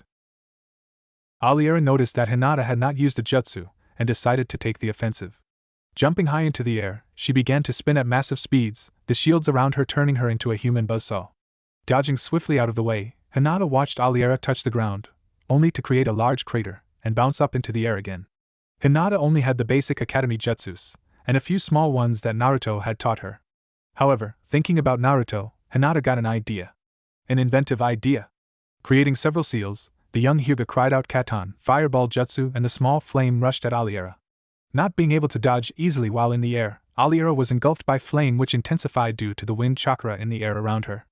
Lightly scorched, she broke the technique and lunged forward, hitting the Hyuga girl in the stomach, knocking her unconscious, but not quite setting her on fire. 2 hours later. As if on cue, all 3 members of Team 8 woke up, one of them struggling against the ropes that bound him to a log. That wasn't the last time he looked at the training field. Hinata and Shino just sat up, opening their eyes to see Aliera standing before them, holding 2 boxed lunches. I'll give you one more shot at this. You 2 may eat, and afterwards the 3 of you may come at me again and try to get the bells. You are not allowed to, under any circumstance, feed Kiba. He didn't even get close to a bell. Adding a little killing intent to reinforce her words, she walked away. Once out of range, the 2 began to eat, but then a loud rumbling noise echoed throughout the clearing. Looking at Kiba, Hinata was about to offer him her food, but before she could, Shino reached up and offered him some. Guys, thanks really, but you'll get caught, we can't risk it. Kiba. It is illogical to refuse. I don't sense her presence in the area, and besides, you're useless to us if you're hungry. Picking up a piece of sushi with his chopsticks, Shino placed the food into Kiba's mouth. He quickly chewed and swallowed, only to nearly throw it back up when he felt the killing intent coming from directly in front of them. I said you couldn't feed him. What kind of team are you disobeying orders? Aliera screamed at them, adding about 1/8 of her total killing intent, enough to make Kiba literally wet his pants. Shino responded calmly, if we are to be a team, we have to help each other out, despite consequences. Shaking with fury, Aliera turned to the other 2. Do you agree with this sentiment, she asked, in an icy, stern tone of voice. Both nodded in agreement, Kiba continuing to wet his pants. Okay, you pass. Her suddenly sunny disposition caused all of them to sweat drop. Then, scanning all 3 of them, she spoke in a sage-like voice. There is a monument here in Konoha, dedicated to those who gave their lives for their teams. I have friends, comrades on that monument, and not one of them died from a lack of teamwork. They sacrificed their lives for the sake of others, and for that they are the most highly respected of ninjas. Another jounin once told me, on a mission those who break the rules are scum, but those who abandon their teammates are worse than scum. Remember that. Now go home, and Kiba, you can get yourself down, I'm not going anywhere near your stained pants. Looking over at the Inuzuka with surprise, Hinata broke out laughing, and Shino simply chuckled. Kiba, bright red from embarrassment, just yelled what? She put me in a hell made of cats. Who wouldn't be afraid of a world of cats? Walking away, his team simply laughed. Fortunately for him, Akamaru was used to the smell, and chewed through the ropes, freeing him so that he could return to his house, jumping through the window so as to keep the fact that he wet his pants secret from his mother and sister, who would have never let him hear the end of it. Hell had come, in the form of cats and a psychotic genjutsu. It had been about 4 months since Team 8 had graduated and officially become genin. They had done mostly D-ranked missions and trained, with no C ranks under their belt. All the other genin teams, except for Team 7, had done at least one C-ranked mission. Aliera had told them not long ago, when you feel ready for a C-ranked mission, tell me, and I'll let you try. You've trained hard, I think you've earned it. At this, the Inuzuka boy had jumped up and down, cheering. The D-ranked missions were so boring, and every time they had to get the daimyo's cat, he always thought back to that world of cats. His bladder control improved, but he still couldn't touch the cat without wetting his pants. However, now they could let that cat go about its business. It was time for a C rank. Entering the Hokage Tower, Team 8 saw Naruto heading upstairs to get a mission. Team 8 actually saw Naruto rarely now. He was always doing missions, going with either other rookie or experienced genin teams, or doing missions in 2-man teams with other chunins, or just plain training. Not much has changed about him in the last few months. He was now about 5 feet 3 inches, pretty tall for a 12-year-old, and wore a black muscle shirt, with a green vest over it, and black ninja pants, along with black combat boots with metal on the bottom to aid the force of his kicks. Unlike many chunin and jounin, Naruto's vest was full of scrolls. Every slot had a storage scroll in it that contained everything from a month's worth of food, to weapons, to his scroll consisting entirely of modified exploding notes. Stopping, he looked over at them and smiled. Hey guys, you wouldn't happen to be here for a C rank, would you? He'd ask them this every time he saw them, every few days. Though Naruto liked doing missions, he could not join them for D-ranked ones because the village needed him to do other, higher-leveled missions. Though he didn't expect them to actually be there for one. Actually, yes. Would you like to join us? This invite, though completely unnecessary as he would have found a way to go with them anyway, was nice to hear for once. The thought of Naruto-kun joining them on a mission out of the village sparked Hinata's interest especially. They could finally get away from the village people or her father spying on them without being suspicious. The last few months, Naruto had taken Hinata out on several dates, all ending in about the same way, a deep, long kiss. However, Hinata's father had found out. Though he didn't hate Naruto for being the container of the Kyuubi, he didn't like him for it. He could be tolerated, but Hiashi wanted to know what was going on, and one time caught them nearly kissing. Since then, there had always been a Hyuga main or branch member following them, giving them basically no privacy. Being alone with Naruto, out in the woods, away from prying eyes. Everyone was staring at Hinata, her deep shade of red, and the small trickle of blood coming out her nose. Putting a hand on her shoulder, and shaking, Aliera snapped Hinata out of her funk. Looking around, the young Hyuga heiress wiped her nose of the blood, and turning an even deeper shade of red than no one knew was possible, she whispered Gomen. Now that that's out of the way, let's go get the mission. Naruto, come with us as well. Aliera spoke in an authoritative voice, and everyone complied. Approaching the Hokage, Naruto and teammate put in a request for a C-ranked mission. What they were not expecting was for the Hokage to say, "Took you long enough." Startled, the members of teammate looked at Iruka, whilst Naruto and Aliera smiled knowingly. Iruka, seeing the stares, decided to speak up. Your skill levels are at high genin. I'm willing to bet, with your teamwork, that you could probably beat the other rookie teams. All you lack is experience. That is why we will be sending you on a C-ranked mission. Your duty is to protect a certain individual. Send him in. An old man with a pipe, a straw hat, and plain brown and gray clothing, stepped into the Hokage's office. Looking at teammate and Naruto with indignation, he protested to the Hokage, "This is my protection? They're just a bunch of snot-nosed brats. Especially the brown-haired kid, he looks like he'd wet his pants from fear if a black cat crossed his path." This statement nearly sent Hinata into hysterics, before she realized where she was and held it in. Shino let low a low chuckle, Naruto looked confused as to why the statement was so funny, and Aliera was restraining Kiba, telling him the village won't get paid and he'll fail the mission if he kills their charge. The Hokage then spoke, quieting the room. This is Tazuna, the bridge builder from the Wave Country. He is building a new bridge there, and needs protection. Your mission is to escort him to Wave and guard him until the bridge is completed. This will be a several-week mission, so pack accordingly. You heard the Hokage. Tazuna-san, meet us at the East Gate in 2 hours, we will then set out for Wave. The rest of you, report there in 2 hours. Pack a month's worth of supplies. You may go. Aliera stated in her authoritative voice once again. 2 hours later. Teammate and Naruto set out from Konoha with Tazuna. It would only take a few days to get to Wave Country by foot and by boat. After traveling for a few hours, they walked past on odd sight. A puddle was on the path, though it hadn't rained for days. All of them nodded to each other, and Aliera slipped to the back of the group. Predictably, as soon as they had passed the puddle, 2 ninjas with gauntlets and chains shot out of the puddle. Wrapping their chains around Aliera, they pulled, hoping to tear her to shreds. Performing a kawarimi, she escaped, but neither of the 2 attackers noticed, and charged the remaining genin and the chunin. Hinata, moving quickly with her jukin, flipped to the side of one and hit him with 2 quick palm thrusts to his right arm, disabling it. Then, with a sweep kick, he fell, and Hinata hit him in the back of the neck, knocking him unconscious. Meanwhile, Shino and Kiba were dealing with the second nin, while Naruto guarded Tazuna. Kiba charged the chunin, going into beast form with his Shikaku technique, and shouting Tsuga, whirling Fang technique, he slammed into the attacker. The force of the attack sent him sprawling back, right into Shino, who delivered a strong kick to his head, knocking him out as well. Clapping was heard around the path, as Aliera appeared from a tree. She shot Tazuna a look that said you have some explaining to do, and turned to her team. Well done. Tie them to the tree, our A and B will find them. Now then, Tazuna, would you care to explain why exactly you have ninjas after you? C ranks only include bandits and thugs. With ninjas after yo, this should be at least a B-ranked mission. Hold on. I had to do it. You see, our country is very poor. Gatu, the businessman, I'm sure you've heard of him, has basically taken control of Wave. He controls all the ports, and since that is our only means of transport, he essentially controls the economy. He's made our country very poor, but that is what I am trying to fix. The bridge I'm building will allow us to make contact with the outside world. This is also why Gatu is after me. I knew he could hire ninjas, but we couldn't afford a higher ranked mission. Please don't abandon us.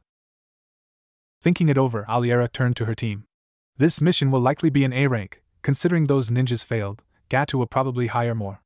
There will be ninjas on this mission whom only I can fight. If I tell you to stay back, you will do so. Now, knowing that, do you want to continue the mission?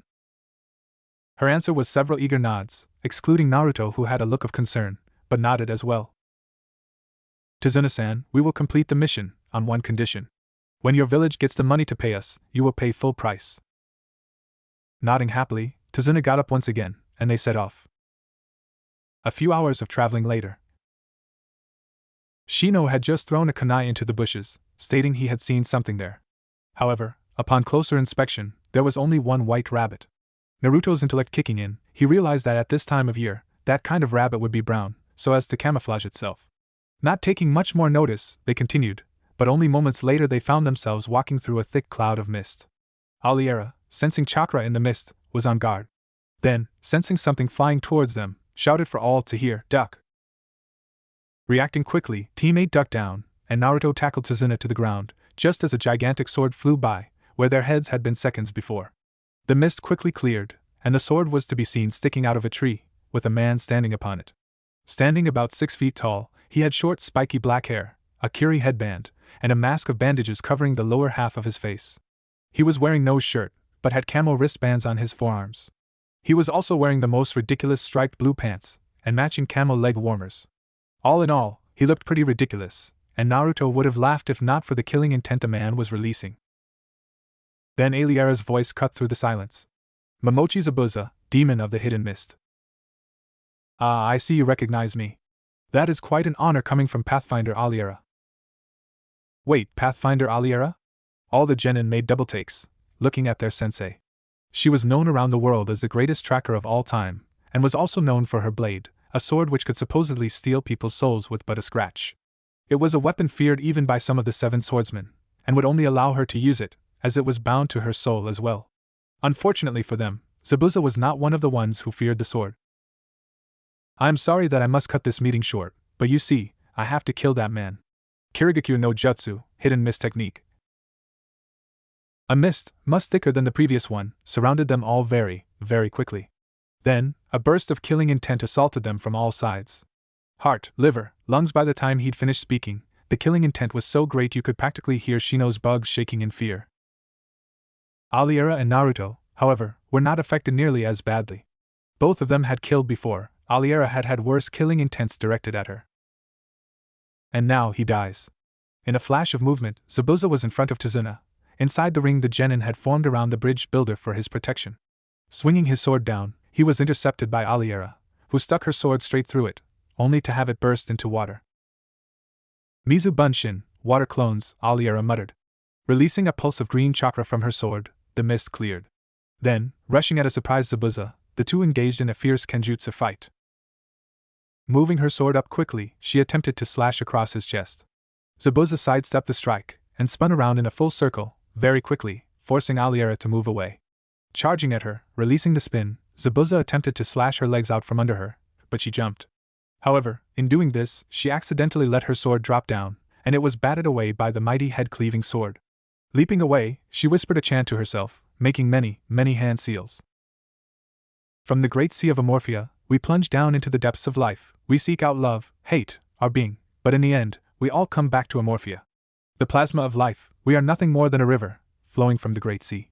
Her voice grew gradually, finally ending at a shout, "Vera! Grant me safety. Kenjutsu, Amorphia Taiga. Forbidden technique, life source river." A wave of blue energy shot out from her hands, now forming an O shape, at a speed that broke the sound barrier. Not having time to dodge, Zabuza held up his sword in advance, but screamed from the impact of the energy. After a few moments, the energy stopped, and Aliera knelt down on the ground, completely drained of all her chakra. However, Zabuza was in much worse shape. His arms, leg, torso, all of him had been burned except for what little his sword had covered. Speaking of his sword, Zabuza no longer had one. It had vaporized from the force of the attack, and he had been left with no weapons left. Picking up her sword, Aliera moved to kill him, but was stopped by 2 needles entering Zabuza's neck. A hunter Nin leapt down and picked up the body. Then spoke. "Thank you for dealing with him. I've been waiting a while to kill him. Wait, let me make sure he is dead." Checking the pulse, Aliera felt none, and nodded her head. "I will dispose of the body. Thank you again." She then disappeared in a poof of smoke before Aliera could notice something was wrong. Naruto, however, easily noticed the problem. Turning to Aliera, he was about to voice his concern, when she suddenly collapsed. Picking her up, Naruto turned to the rest of them. Since she is apparently tired from chakra exhaustion, I will be in charge. Tazuna-san, we can stay at your house, correct? Nodding his head in the affirmative, Tazuna looked at Aliera with worry evident on his face. He needed ninja to protect them, but he didn't want any of them to die because of him. Sighing, Naruto noticed the looks of concern from Team 8 and Tazuna, and decided to speak. Don't worry, she will be fine. Now let's get to your home before anything else can happen. Elsewhere. A young woman in a hunter-nin mask looked over the burned man before her. Picking up some medical instruments, she went to work on him, both pleased and angry. Pleased that he hadn't been killed by the soul-stealing sword, angry that she was not able to do much as he had commanded her to stay out of the fight unless absolutely necessary. She promised herself, I will kill whoever did this to him. I swear it on my life. It had been only a few hours since they had arrived at Tazuna's house. It was rather large, 2 stories tall, with several guest rooms furnished for the ninjas to use. After setting Aliera down in her room, which she was to share with Hinata, Naruto and the rest of Team 8 went downstairs to eat and talk. Approaching the table, they looked over Tazuna's family once again. Tazuna's daughter, Tsunami, was a very kind and pretty young woman, looked to be in her 20s or 30s, who cooked amazing meals considering what she had to make do with. Inari, Tazuna's grandson, was a resentful child, snorting at the ninjas, but never explaining why. Inari went to his room as soon as the ninjas entered the room. Naruto, his stomach grumbling, was the first to break the silence. Ano, can we get some food soon? Fighting kinda made me hungry. Looking at Naruto with displeasure, Kiba said, what do you mean fighting made you hungry? You haven't done any fighting the past few days. The rest of Team 8 also shot Naruto accusing looks, as if he had been purposefully avoiding fights. However, Naruto was not one to take such looks lightly. If there had been a good time to do so, I would have. However, I wanted to see your teamwork, and the last fight was only something Aliera could handle. Thinking to himself, Naruto added mentally, actually, I probably could have taken him out permanently, but I felt no need to start another fight with that hunter-nin with Aliera in such a state. The bickering continued for quite a while, until Tsunami set down curry in front of them. Digging in, all of them had smiles on their faces. It was, quite simply put, delicious. Thanks, Tsu-chan. Naruto shouted to her, while she blushed slightly, then turned away and scolded him.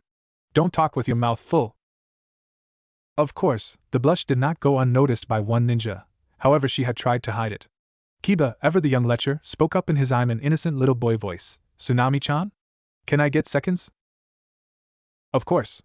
To protect someone you must be strong, and for that you must eat. Now go on, take more. Tsunami leaned down in front of Kiba, holding out a bowl to allow him to take more curry. However, this also allowed Kiba to get an eyeful down her shirt, which was rather low-cut and hanging off of her. Seeing him leering, with the bit of drool coming out his mouth and the blush across his face, Tsunami realized what had happened. If you want seconds, then here you hentai! Tsunami screamed, pouring hot curry onto the boy's pants. Kiba was up in less than half a second, but before he could move, Hinata shouted Suiton, cleansing water no jutsu water from their glasses moved up and over, landing on the curry, washing it clean off and possibly saving Kiba's manhood. Thanks, Hinata-san. At the same time, Tsunami stormed out of the room, and Tazuna turned to Kiba with a surprisingly sympathetic smile. She doesn't take kindly to perverts. If I were you, I'd be careful how I acted around her from now on. After pausing for a moment, Tazuna added thoughtfully, she tried to do the same thing to me when she saw me reading Ika Paradise. Now I can only read them when she does the shopping. Hinata and Shino, growing increasingly uncomfortable as the conversation continued, stopped eating. Shino, being more annoyed at the time, said quietly, not everyone likes girls, you know. At that, everyone stopped eating, and stared at the bug boy, who, realizing what he had said, released bugs from himself. In a threatening tone, several octaves deeper than normal, and carrying great authority, decreed, if what I just said ever leaves the room, you will all be devoured by my bugs, got that? All he saw were nods of agreement. They finished eating, and Naruto decided it would soon be time to wake Aliera up and tell all of them of the more important issues. Everyone went about their business, and 2 hours later they all met upstairs in Aliera's room. I feel like hell. What happened? You used a Morphia Taiga, life source river, and passed out from chakra exhaustion shortly afterwards. Aliera rubbed her eyes and sat up. Looking around, she recognized her team and Naruto. What happened to Zabuza? He's still alive. All of Team 8 looked at Naruto as if he was crazy. What do you mean he's alive? You saw what Aliera did to him, and that hunter-nin went off to dispose of the body. Aliera even said he was dead, Kiba pointed out. Naruto frowned at Kiba's stupidity, once again. Hunter Nins are supposed to dispose of bodies on location, taking only the head for identification, and possibly the weapon, though it wasn't available in this case. Also, the Hunter Nin used Saban needles. It is very hard to kill someone with Saban, however putting someone in a near-death state is quite possible.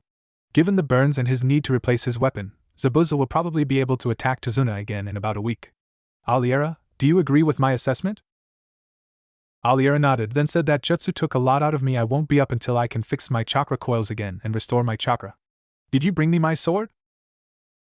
Nodding in the affirmative, Naruto handed said item to her, but as he did so, Hinata got a confused look. Aliera, I thought only you could wield that sword. How was Naruto able to pick it up? Naruto, having not realized this oddity, also began to wonder how it was possible. Aliera, sensing the building confusion in the room, responded before anyone could procure meaningless guesses. Simple, it allows me and the one I choose to wield it next to touch it. At this, Naruto's eyes went wide. You mean I'm going to be the next one to wield ki? Will you show me how? When? What else can it do? Can you start teaching me now? Naruto started bouncing up and down with excitement, a rare act for him since he had not done any such things since his second year as GTN. Aliera sighed. Naruto, I'll start teaching you soon, but you don't get ki until you're Hokage.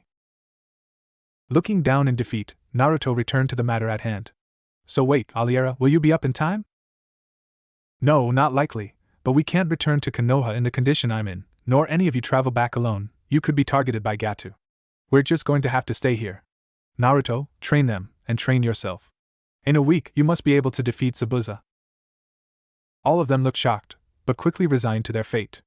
Naruto, seeing their downtrodden looks, decided to distract them.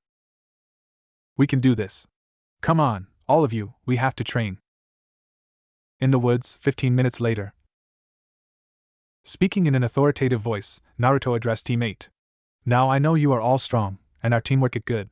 I won't be able to train you in much, since I have to train myself, but I suggest you work on your family jutsus and work your asses off. If you need a sparring partner, come find me. I will be with Tazuna-san at the bridge and can make some Kage Bunshin. Also here.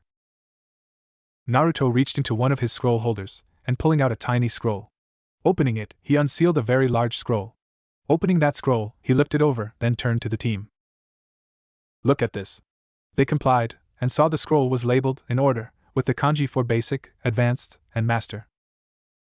This scroll contained many chakra control techniques, elemental jutsus, and theories that should help you master them. To unlock the scrolls, push some chakra into it. Smaller scrolls will pop out, giving you categories to choose from. Unseal the items in those, and it will give you information.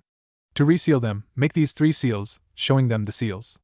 And put chakra into the scroll, and put it into the appropriate slot. Now this is my personal library. Don't damage anything. I suggest you only use the basic techniques. You won't master anything else in such a short time. Moving out of lecture mode, Naruto continued. Now, in order to use your time efficiently, I want you all to find out your chakra affinity. Kiba, you already know yours, so you can get started.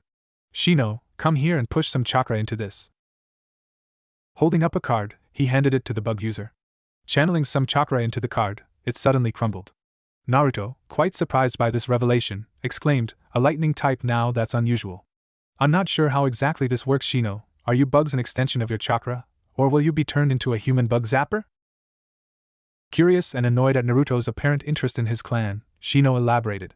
My chakra and my bugs can be either separate or joined.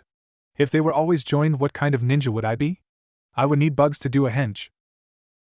This being the loudest all of them had ever heard Shino speak, and the longest he'd ever talked for, the group was stunned. Naruto, feeling a bit nervous around the boy, told him he could go to work.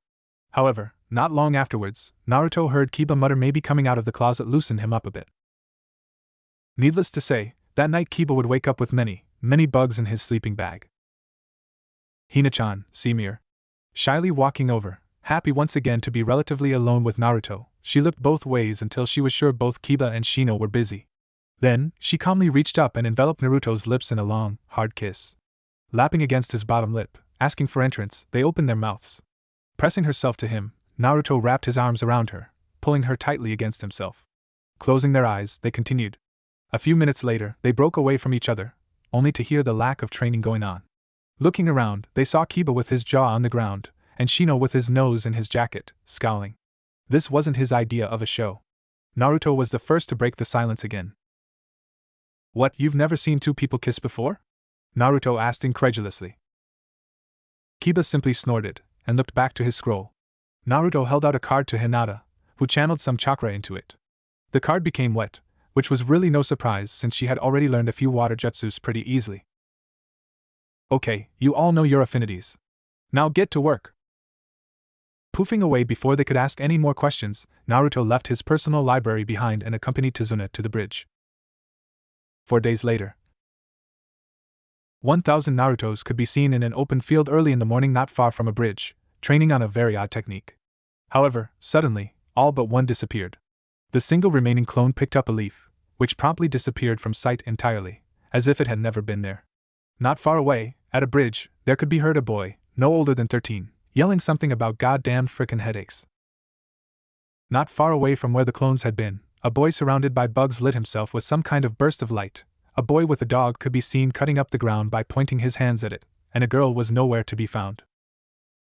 Deep in the forest, Hinata woke up in the middle of a small clearing, only to look over and see a girl picking herbs. Lifting herself up, Hinata turned to the stranger and addressed her in a weak voice. Excuse me? What are you doing? Picking herbs to help a friend, she stated simply. She had long black hair and wore a pink casual kimono, well, as casual as a kimono gets. Hinata, though, no surprise there. What were you doing out here? You look pretty beat up. Shyly, Hinata responded. I was training, I need to get stronger. Why? Pondering the question briefly, Hinata said, to protect the one I love. The black-haired girl looked at Hinata with surprise, then smiled. That's good. If you protect those precious to you, you will grow strong. Never forget that. The girl then began to walk away, but was stopped by a voice. Wait, what's your name? Haku. And then, the black-haired girl disappeared. Shrugging, Hinata turned back to her training. Jogging to a nearby stream, she began forming hand seals. 2 days later, nighttime. Aliera awoke to see the same ceiling she had the past few days. She still hadn't regained the energy needed to be able to fight. She could only pray she'd be fine by morning. At the same time, Naruto and Hinata entered the house. Everyone else was asleep, or so they thought. Having not had any free time to themselves, and due to Kiba and Shino wandering around in their training, they had not found any time to be together. Sneaking up the stairs, they both entered the boys' room, right next to the girls'. Entering quietly, Naruto and Hinata locked the door behind them. Are you sure this is okay, Naruto? I mean, what if Kiba or Shino come back? What if Aliera wakes up? It will be fine. Plus, I want to spend some time alone with my Hina-chan. Over the past few months, the two had grown close. Every free day they got, they spent together. Naruto just couldn't stand being watched over by a Hyuga whenever he was with her, and for the first time in a while, they were completely alone. Pushing 2 futons next to each other, they laid down and embraced each other. Hinata, there is something I want to tell you. I've been thinking about this a lot, and I hope you understand. Hinata's full attention was now on Naruto. I haven't had all that many precious people in my life, I should say. I overheard that girl talking to you. I've been keeping watch on all of you the past few days, and I want to say. He was cut off by Hinata's expression. She was now blushing crimson. Did he hear me? Did he hear me say that I? Hinata, he whispered softly. I love you. Then, leaning in, he kissed her. However, this kiss was different for the both of them. The others had been amazing, but compared to this was heaven on earth. They moved closer to each other, Hinata pressing herself against his body completely, wrapping one leg around his. They lay there, embracing, kissing for what seemed to them to be eternity. The softness of their lips pressing against each other, the warmth of the tongue, the connection, the spark, the lust, the attraction, the love between them. All rolled into one heavenly experience. Hinata was in a state of absolute bliss, but she wanted more. She broke away and lifted up Naruto's shirt to his great surprise. Hinata-chan? What are you doing? He moaned softly, as his shirt was fully removed, and she traced her fingers up and down his toned, tan body. I just wanted to be closer to you. She slowly began removing her coat, revealing the tight shirt underneath. Pressing still closer, she took his hand and put it to her chest. Hinata. It's okay. Just for now I want to be close to you, just once, in case we die tomorrow. Suddenly, Naruto became stern. Hinata, I promise you, we will not die tomorrow. I will protect you with my life, and I promise I won't die either. It will be fine, we can handle it together. Though Naruto hadn't known it, Hinata had been nervous about what could happen tomorrow. Sure, Naruto was strong, but having checked up on Aliera, she knew he'd be facing Zabuza alone. Do you promise? I promise. And like that, they fell asleep in each other's arms. Outside the room. I hear breathing inside the room, and Naruto and Hinata couldn't be anywhere else. Kiba told Shino. Whatever. Kiba, just because they are in a locked room together doesn't mean they did it. Now let's just go sleep on a couch or something. We clearly aren't getting in there, and I don't trust you not to fondle Aliera once I fall asleep. Harsh dude, harsh. It was the morning that Team 8 and Naruto had planned to escort Tazuna to the bridge, the day the bridge would be completed, and thus, the day Zabuza would attack. Early that morning, Aliera was deemed incapacitated, due to a needle to the neck putting her in a near-death state. Flashback no jutsu. Aliera Nei-chan? Naruto called, knocking on the door. Aliera? There was still no response. Nei-chan, we have to go soon, get up. Walking into the room, he took no more than 2 seconds to get by Aliera's side and check her pulse. She was alive, but just barely. Her breathing was shallow and she was pale as a ghost.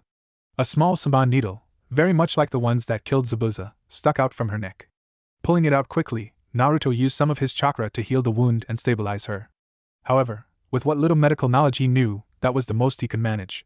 Walking out of the room, he placed a sign on the door that said "Do not disturb" and moved off to his room to get ready. End flashback.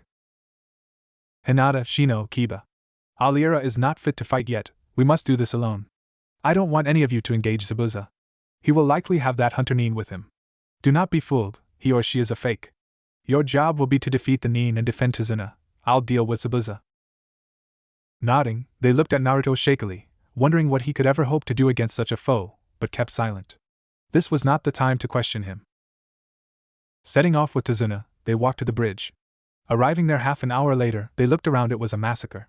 All of Tazuna's workers had been utterly maimed by a sword that, from the wounds, appeared to have a serrated edge. Tazuna's expression fell as he looked at the slaughter of those who had worked for him. Many, many friends were dead here.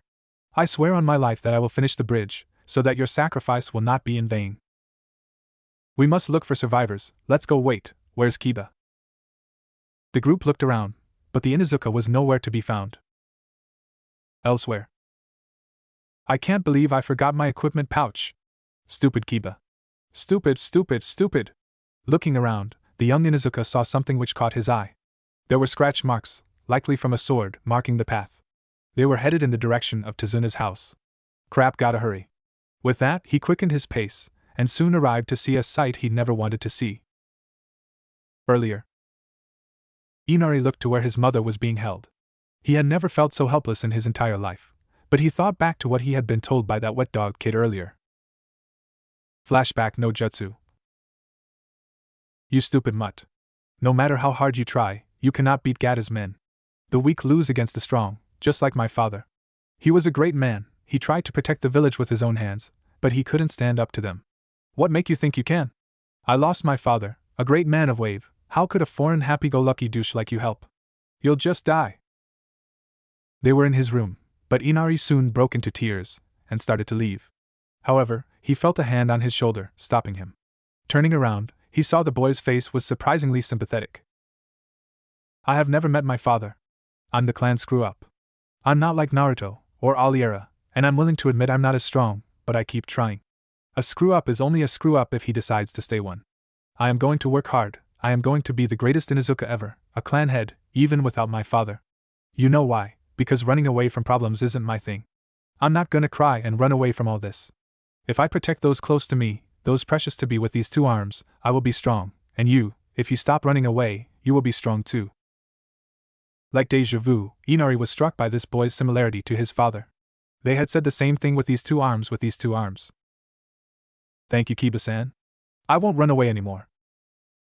The boy's voice was cracking, and Kiba decided it was time to leave. Closing the door behind him, he listened, but was surprised when he didn't hear crying. Maybe he had gotten through to him. End flashback. Let go of my MOM. Inari. Tsunami was frantically trying to get away, to shield her son, as she knew what would happen next. One of the two samurai that had invaded her home looked over to see the young boy. What's this? I suppose you think you're tough, huh? Tell you what, come at me. We'll see what's tougher, your skin or my sword. Wait! Tsunami yelled, attempting to get his attention. Leave him alone. You only need me. Looking amused, the samurai holding her whispered into her ear, yeah, but where would be the fun in that? I'll bite my tongue and choke on my own blood to death if dare touch him. Her harsh tone of voice was rewarded with a hard slap to the face, but after that they simply began dragging her away. Ka-san! Inari, run! They won't hurt you, just save yourself. Standing there, helpless, Inari watched his mom get dragged away. Picking up a large bucket, the young boy prepared himself for what he had to do. This was the scene Kiba saw. Tsunami being dragged away, and Inari emerging from the house with a large steel bucket.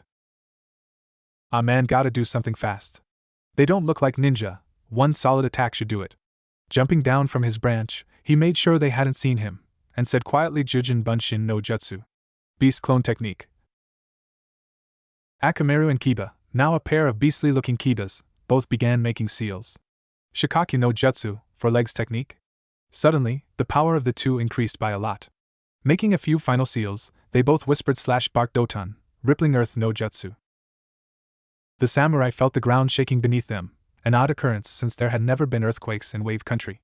Hearing a loud growl from in front of them, they both looked ahead, and in the blink of an eye, two identical ninjas blurred in front of them and launched their kicks. Rubbing weakly at the spot where they had been hit, they looked at the Kibas, raising their swords. You're gonna pay for that, you punk. We're Gata's men, and no stupid 12-year-old is gonna beat us, even if you are a ninja. Now, prepare to die. Watching in horror, Inari thought Kiba was about to die, and was about to dive in the way when something odd happened. Mid-swing, both samurai were struck by a wave of dirt, plowing them off into the water which surrounded Tazuna's house. Looking behind Kiba, Inari saw a gigantic swath of destruction, 5 feet wide, about 6 inches deep in the middle, curving upwards to meet the ground. The swath stretched back 200 feet to a tree at the edge of the woods. All that dirt had just struck the two samurai, leaving them bound with their heads just above water, in 2 gigantic pillars of mud. Kiba merely thought smugly, won't master an advanced jutsu that quickly, my ass. Turning back to normal, Kiba rushed up the stairs, grabbed his equipment pouch, downed a soldier pill, and rushed outside. As he moved past, he said to Inari, good work. Now I gotta go help at the bridge, they'll need me to bail them out, of course. Inari watched as the visage of his new hero vanished into the woods. With resolve, he thought to himself, this is the village's last chance to beat Gato, I gotta go get help. With his gang, I'll need the whole village. And the young boy set off, to begin rounding up the resistance. Back at the bridge. Zabuza, today, you will pay for what you did to Aliera. Smirking, Zabuza jabbed a thumb in the direction of the Hunterine, and spoke, that was my tool here. Helpful woman, isn't she? Spitting in disgust, Naruto spoke. Hinata, Shino, Tazuna, stay back. You too, guard Tazuna-san. I see my fight is only a mere chunin then. Well, after I kill you, I'll kill the old man. Now, prepare to meet my sword. Charging forward, Zabuza revealed his new sword. It had a serrated blade that looked like it was made of teeth, and had a blue blade. The other side of the blade was sharpened, the sword looked like it was more for cutting than stabbing. The hilt was silver, the handle red. It was about the same side as his head-chopping cleaver, engraved on the side was the word Serioli. Forming seals, Naruto shouted Katan, flame staff, and summoned a staff very much like Sarutobi's. It being the only weapon he was proficient in, other than kunai and shuriken, the kenjutsu battle began. On the other side of the bridge, the tension was building. I am Haku.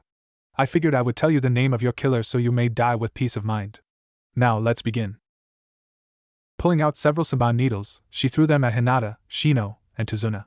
Using her Byakugan, Hinata deflected all the ones aimed at her and Tazuna, and Shino used bugs to block the ones aimed at him.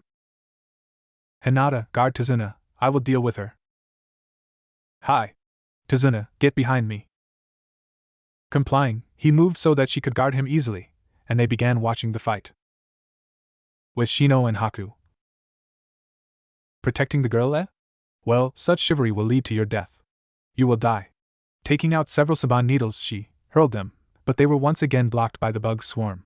Deciding to use a different tactic, Haku performed several hand seals and shouted Hyuten, 1,000 needles no jutsu. At least 100 needles made of ice surrounded Shino, firing from all sides. However, when they struck, he burst into a cloud of bugs. A clone? Then where'd he go? Looking around, Haku caught sight of a fist heading towards her. Dodging out of the way, she threw several needles at him, though they were again deflected by bugs. Forming seals, the bug boy whispered to himself right on, zap bug no jutsu all at once. Shino's bugs were enveloped in a blue light. Landing on Haku, she immediately felt her chakra being sucked away. However, it did not go very far. Being turned into lightning, it was being fed back into her, the lightning zapping her chakra pathways. Had it continued for much longer, she would have been paralyzed, possibly for life. Jumping away from the swarm, Haku formed more seals. For Zabuza she whispered, Hyuten, demonic ice mirrors technique. Shino was quickly trapped within about a dozen mirrors, all around him. Facing him, on every mirror, was Haku. Shit, I can't get her with my bugs while she's in there, and that last jutsu was most of my chakra. Kiba, get here soon. With Hinata. He's getting weaker. Shino, hold on, I can't abandon my post, but I'm sure Naruto or Kiba will help soon. With Naruto. Zabuza was simply laughing. They had been in a fierce kenjutsu fight for several minutes now. Due to the heat caused by Naruto's staff, any mist Zabuza attempted to produce was quickly wiped away. The staff did not seem to be wearing down, meaning the kid either had massive chakra stores or amazing control, not that he knew Naruto had both. However, even with the staff, Naruto was slowly getting more and more cuts. Though some were already healing, it was clearly a losing battle. However, this was not why Zabuza was laughing. Looking down the bridge a few hundred feet, he saw Haku create the mirrors. What's so funny? Naruto growled at the man who was still laughing his ass off. Your friends are about to die. Haku used the mirrors, they stand no chance. Do not underestimate them. Your tool seems to be having a hard time too. You mean Haku? Haku was just playing with him. With her ice bloodline, she is Jounin level. Heck, on a good day she may even beat me. Naruto's eyes widened. He knew that it took great skill to use the needles like she had, but Jounin level? I have to finish this fight quick. Let's take this up a notch, shall we? The man stopped laughing, then grinned maliciously. If you wish for your death, I will be happy to grant it. Charging once again, Naruto only had a moment to block, before leaping backwards and starting hand seals. Raiton, lightning staff, a rod made of lightning, the same length as the flame staff, formed in Naruto's left hand. The flame staff in his right, Naruto took his stance, his left in front, wrist bent, holding the staff parallel to the ground and out in front of him, his right hand over his head, spinning the flames like a helicopter blade. Come! Zabuza, not one to turn down such a challenge, charged, swinging like a madman. The kenjutsu fight continued. With Shino. There is no logical way out of this, I am going to die here. Needles covered his body, he had more than 80 stuck in various parts of his body. Collapsing to the ground, he fell unconscious. Well now, I guess I should finish him off. Spinning a needle, Haku was about to slash Shino's throat when a blast of air came from her left. Blown to the side, she moved herself into a mirror, just in time to avoid a slash from a rather ferocious-looking boy. Shino, I will protect you, just don't hit on me later. If Shino was conscious, he'd have hit him for that. However, just because Shino wasn't conscious didn't mean his bugs weren't. There would be payback if they survived. Hey, creepy hunter-neen lady. My name is Haku, I am not creepy, and stop eyeballing me or I will be forced to neuter your corpse. Cringing at the thought, he took a moment, then became serious. I will protect him, and you will lose here. Prepare yourself. Jujin Bun Shingatsuga. Becoming two whirling missiles, Kiba and Akamaru, who now looked like Kiba, began striking the mirrors until it became apparent they weren't doing much. The mirrors just kept repairing themselves. Now you will die as well. Releasing 100 ice needles from the mirrors, Kiba was struck in many places. However, he managed to save his manhood. Akamaru looked like a pincushion and dropped the bunshin, becoming the small white dog he was. Taking 2 soldier pills out of his equipment bag, Kiba fed one to Akamaru and one to himself, and prepared for a last attempt. I will protect him, Kiba gasped. He knew this next attempt may very well kill him, but he was willing to take the chance. Mother, Hannah, I'm sorry, but it must be done. This better work. It's all I have left. I shouldn't have spent so much chakra fighting those samurai working through the hand seals, all 40 of them. Haku did not simply wait. By the time he'd finished the seals, Kiba had 20 more needles in his body.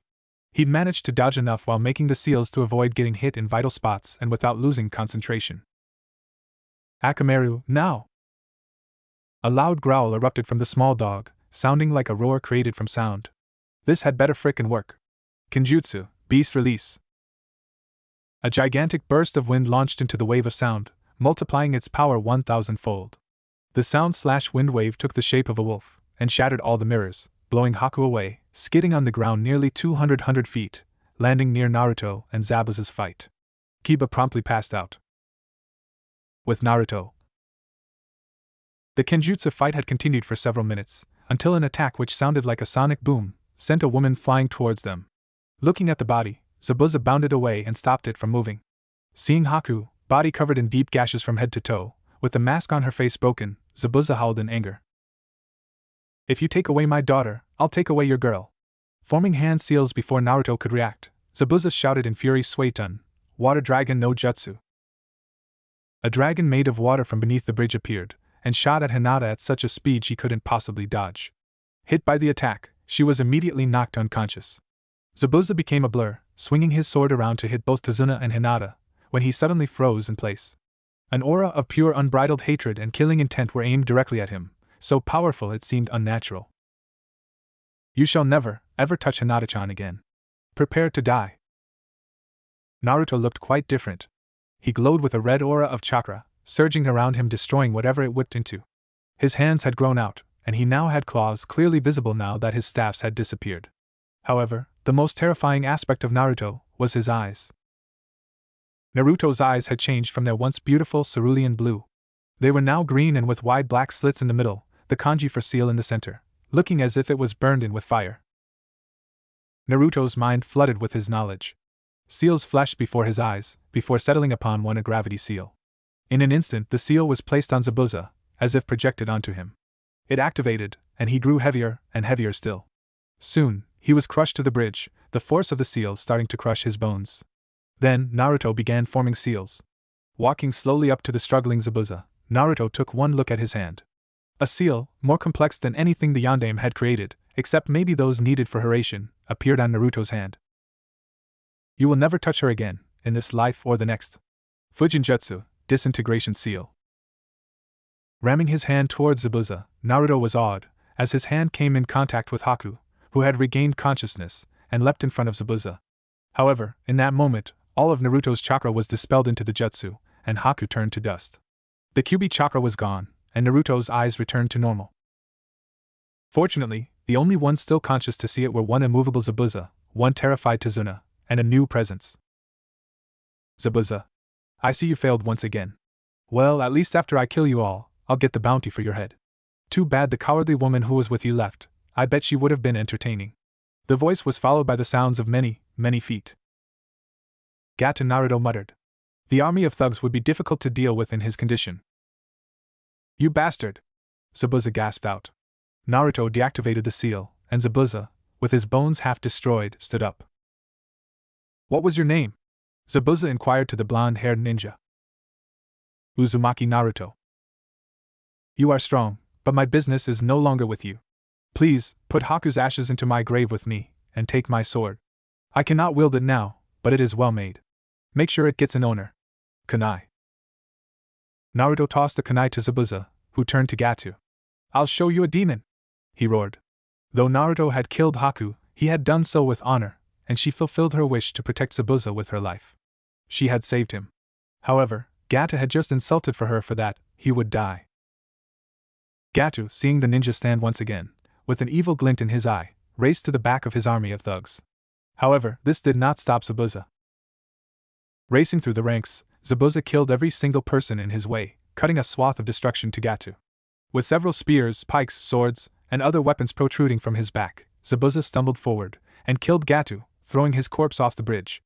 Then, seeing as he had no chakra left, and could barely move his arms anymore, Zabuza shot Naruto one last look, then collapsed, dying no more than a few seconds later.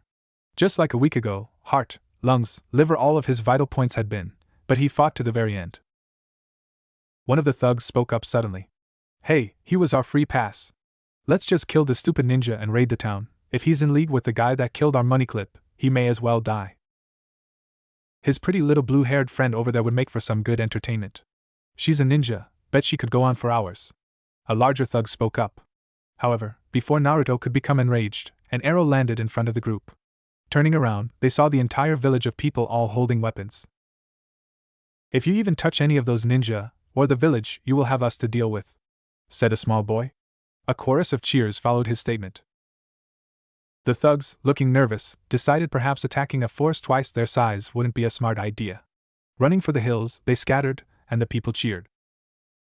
A few days later, Aliera, Kiba, Hinata, Shino, and Naruto stood at the front of the bridge, now completed. Tazuna was on a podium in front of them, praising them for their skills and for their help, how they came to their aid even when they didn't have to.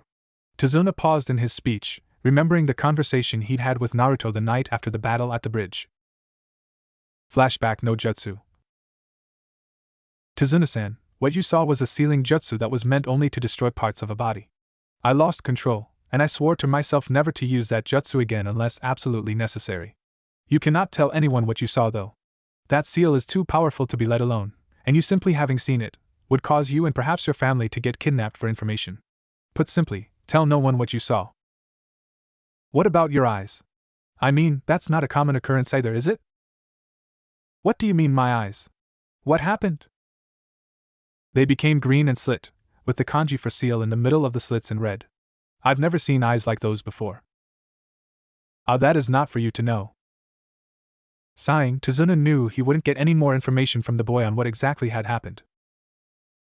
I won't tell a soul. I expect nothing less. Flashback end. Returning his attention to the crowd, he resumed his speech after just a few moments. Finishing shortly afterwards, the 5 ninja crossed the bridge and began their journey back to Konoha. Wait a minute, Inari piped up. We never got to name the bridge. Thinking for a moment, Tazuna turned to Inari. Remember that brown-haired boy? I think he had more to do with this success than anyone. I say we name this the Great Kiba Bridge in honor of the boy who inspired this town to join together and fight back, the boy with the bravery of a man, intelligence, kindness. The crowd cheered, and the next day it was engraved in stone above the bridge for all to see. After crossing the bridge, I'm tired, I'm hungry, my feet hurt, and I keep dreaming of cats. When are we getting home? Kiba whined. It was going to be a long journey home. Returning from their trip to Wave had been fortunately uneventful. It had taken 3 days to get back, since Aliera could only walk. Team 8 and Naruto decided to take her to the hospital. After all, it normally didn't take this long to restore one's chakra reserves.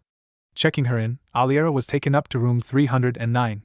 Kiba and Shino said their goodbyes and went off to unpack and continue the day. It had only been 2 p.m. when they got back, a perfect day to relax since all missions they could do would be taken by then anyway, and they had no sensei to do them with. Naruto, on the other hand, decided to follow Aliera up to the room. Walking hand in hand with Hinata laying her down in the bed, he leaned over in front of Aliera. You had me worried, Nei-chan. Naruto-chan, I can take care of myself. However, that needle did do a number on me. I don't think I can move much anymore, Aliera said with a smile tugging at her lips. Well, don't worry me now, and you better be up soon, else your team is gonna get bored. Nodding in agreement, Aliera laid down to rest, but after 5 minutes determined she couldn't sleep. Opening her eyes again, she sat herself up, only to see Naruto still there, watching her. What are you still doing here? Wanted to make sure you got to sleep okay, but it looks like that isn't going to happen. The nurse was curious as to why your chakra wasn't back yet as well. She thinks there must have been some kind of poison on it that damaged your chakra coils. They called the Hokage to see what he thought. Ah, I see. Well then, we may have a while to wait. He must have a lot to do. Turning to Hinata, she called her over. The 3 then engaged in small talk, until Naruto gained a thoughtful look on his face, as if suddenly remembering something. Aliera, can I ask you something? Sure. What do you need? Aliera, do you know who my parents were? The lack of the honorific showed her he was now being serious, so she looked at him thoughtfully for a moment. Wondering what had brought on such a question, she responded. No, Naruto. I don't. I think the only person in the village who could possibly know where you came from would be the Hokage. Why did you want to know? As if on cue, the Hokage walked into the room with Hyuga Neji at his side. Naruto had been around Hinata enough to know her cousin, an arrogant kid who looked upon the world as if it was driven by some otherworldly force known as fate. He had a weird seal on his head, like most other branch members, which kept him in line with the main family. However, this was one of the very things Naruto hated most, the idea of slavery and that someone is bound to fate, as if they can't rebel. Wearing a white yukata, and with long hair, he looked very feminine. If not for how he looked when glaring, his default expression, he may have actually looked hot to the female populace. Remembering their first time meeting each other, Naruto lost himself in thought. Flashback no jutsu, 2 months ago. Hinata and Naruto could be found sitting by a lake near Training Ground 7, their hands feeling each other's, and looking out over the clear blue water. On some days, this water could be a raging whirlpool due to a jutsu, on others it could be boiling hot, freezing cold, pleasant, and even calm. The pleasant calm waters of that day left Hinata and Naruto content to just be with each other and watch. However, breaking the calm, Naruto turned to Hinata. "Hey Hinata, I don't know why this never occurred to me before, but just who is that guy who's always watching us?" Interrupted from the shadows, a man walked out. His veins around his eyes were bulging, then quickly stopped. "I am Hyuga Neji, her cousin and prodigy of the main branch." "A bit arrogant, aren't you? You aren't one to be talking. I've heard some things about your missions, and your headstrong tendencies. Your dream, though, that is the one thing that interests me. You have no bloodline, no particular talent, yet you are trying to be Hokage. It is futile, you realize. Fate decides the Hokages." "Fate? What does fate have to do with anything? I work myself to be strong, and I choose my own fate. Fate is determined at birth. My father's fate was decided the second his twin brother left the womb first, and he died for it. You cannot escape your fate, and as an orphan you have no chance. The Yondaime was an orphan. He had no family, and neither do I, yet that does not mean I can't change my own path. If you believe so much in fate, then I will have to change that, won't I? You cannot change mine any more than you can change your own, you bastard. The main branch oppress us, yet you openly help them? They make us slaves, but you have fun with them. Tell me, what's it like to be free?" His voice was now full of malice. "I haven't lived a free day in my life, but this fool lives oblivious. If he understands, perhaps he will rethink this thing with Hinata, and I won't have to watch their damned asses anymore. I may not know your particular hardships, but I know your pain. You know nothing." Neji then slipped back into the darkness, all traces of him disappearing. Naruto couldn't doubt this Neji was a prodigious ninja. End flashback. Neji scowled at the man who knew nothing of pain. Taken in by the Hokage and trained, he couldn't know pain. He had family, he had love, even without parents, the boy was special. "Hinata, I am here to bring you back to the manor. Your father wishes to speak with you." The Hokage quickly turned to the two of them, halting their path. "Hold on. Neji, we are having trouble figuring out what happened to Aliera. Examine her." Complying, Neji activated his Byakugan. Looking at Aliera, he saw that her coils had been damaged in several places, with a foreign chakra disrupting flow in the chest. No wonder she was bedridden, any non-ninja would have died instantly. There is a foreign chakra disrupting her flow through her chest and right arm, as well as damage in those spots and in her neck. The pathways appear not to be able to reconstruct themselves around the foreign chakra, but it is dissipating. By my estimate, the foreign chakra will dissipate in about 2 weeks' time, and she should then begin healing. Neji then deactivated his Byakugan and left the room with Hinata, closing the door behind them. The Hokage addressed Aliera. "You are going to be off active duty and in here the next few weeks. If all is as the Byakugan saw, then you should be fine in about a month. In the meantime, who would you like to serve as your replacement?" "Naruto." The blonde Chunin looked at her in surprise. Sure, he knew everyone on her team, but he wasn't a Jounin. The Hokage was surprised as well, but having known Naruto, knew why she had made that decision. "Listen, Aliera, I know he is a good friend to you, and he's talented, but he's no Jounin. He wouldn't be leading them on anything more than D ranks, or C ranks within Fire Country. I thought you wanted your team to get experience?" "Yes, and he is plenty capable of leading a team by himself. He defeated Momochi Zabuza by himself. Surely." Aliera was cut off by the sound of Naruto clearing his throat. "I'm afraid that isn't exactly true. I have something to ask you, Ajisen." A short pause followed, until Naruto continued. "I don't believe I defeated Zabuza myself. I had the help of my tenant." Both Aliera and the Hokage's eyes widened. Naruto quickly went through some hand seals, then put a silencing barrier around the room. Before the either member of his audience could speak again, Naruto continued in a slightly softer, darker voice unbefitting of the boy. That battle is scattered in my mind. I remember I engaged Zabuza in a kenjutsu fight with my elemental staffs. I remember his ally Haku landing near us because of some jutsu Kiba must have used, then I remember Zabuza attacking Hinata. After that, I think I must have passed out, but I opened my eyes and was in a large sewer. It was glowing red at the end of it, and within a giant cage was Giant Fox. We talked, and he pushed some kind of red chakra through the bars at me, and I remember the pain enveloping my body as it surrounded me, and then I blacked out. Tazuna explained some of it to me later, but other than using my disintegration seal, I don't remember anything until I released the gravity seal I'd somehow placed on him. Aliera held a shocked look, while the Hokage merely looked speculatively at the young boy. So he knows. Then, as if deciding something, he nodded to himself, and began speaking. Tell me of your conversation with it. Flashback no jutsu. If you take away my daughter, I'll take away your girl. Forming hand seals before Naruto could react, Zabuza shouted in fury, Suetun, water dragon no jutsu. Naruto saw the dragon hit her, then all became black. He awoke a few moments later, only to see himself lying face up in a sewer. That's weird. I wonder where I am. Is this sewage? Looking down the hallway, Naruto saw a red glow at the end. Walking towards the glow, Naruto soon found himself in front of an enormous cage. Within it were two gigantic red eyes, watching him. Where am I? You are in my realm, mortal, more specifically your mind. Okay, who are you? You will address me as the Great Lord Kyuubi. Kyuubi? The demon fox? Wait, the Yondaime killed it or sealed it. That scroll, am I the child he sealed the Kyuubi in? Is that why I'm so different? Seeing the young boy piece things together in his head, which was ironic because that's where they were and because the Kyuubi could sense Naruto's thoughts, the fox decided to solve this quickly. Yes, you are my vessel, and this is your mindscape, where I reside. You entered here when your mate was struck. Mate? Does he mean Hinata? Ah yes, the blue-haired girl. She is indeed a fine specimen. Blushing crimson, the boy then continued his casual conversation with the Lord of all Demons. Then, as if realizing what was going on, Naruto turned to him and yelled, Wait a minute, I was brought here because Hinata is in trouble. Yes, and I suppose you are out of chakra? Nearly, but I have to protect her. The great Kyuubi threw red chakra through the bars in the form of chakra, stabbing Naruto in the stomach with it, imbuing him with it. You may use mine, but keep in mind I am not being generous. You have gained some of my respect, mortal, by working as you do, but once I am free of this cage I will make sure to kill you and all you care for. Naruto was jolted out of his mindscape, and felt power.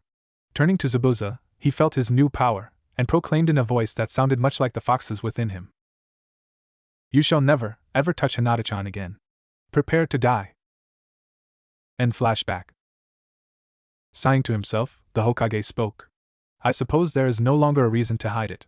You are the Kyuubi's container, a Jinchuriki. I assume from that scroll you saw a few years back, and all those sealing scrolls, you've probably figured the rest out. You are the Yondaime's son, and he sealed the Kyuubi into you at birth, at the cost of his life. I'm sorry, but there was no other way to get rid of it.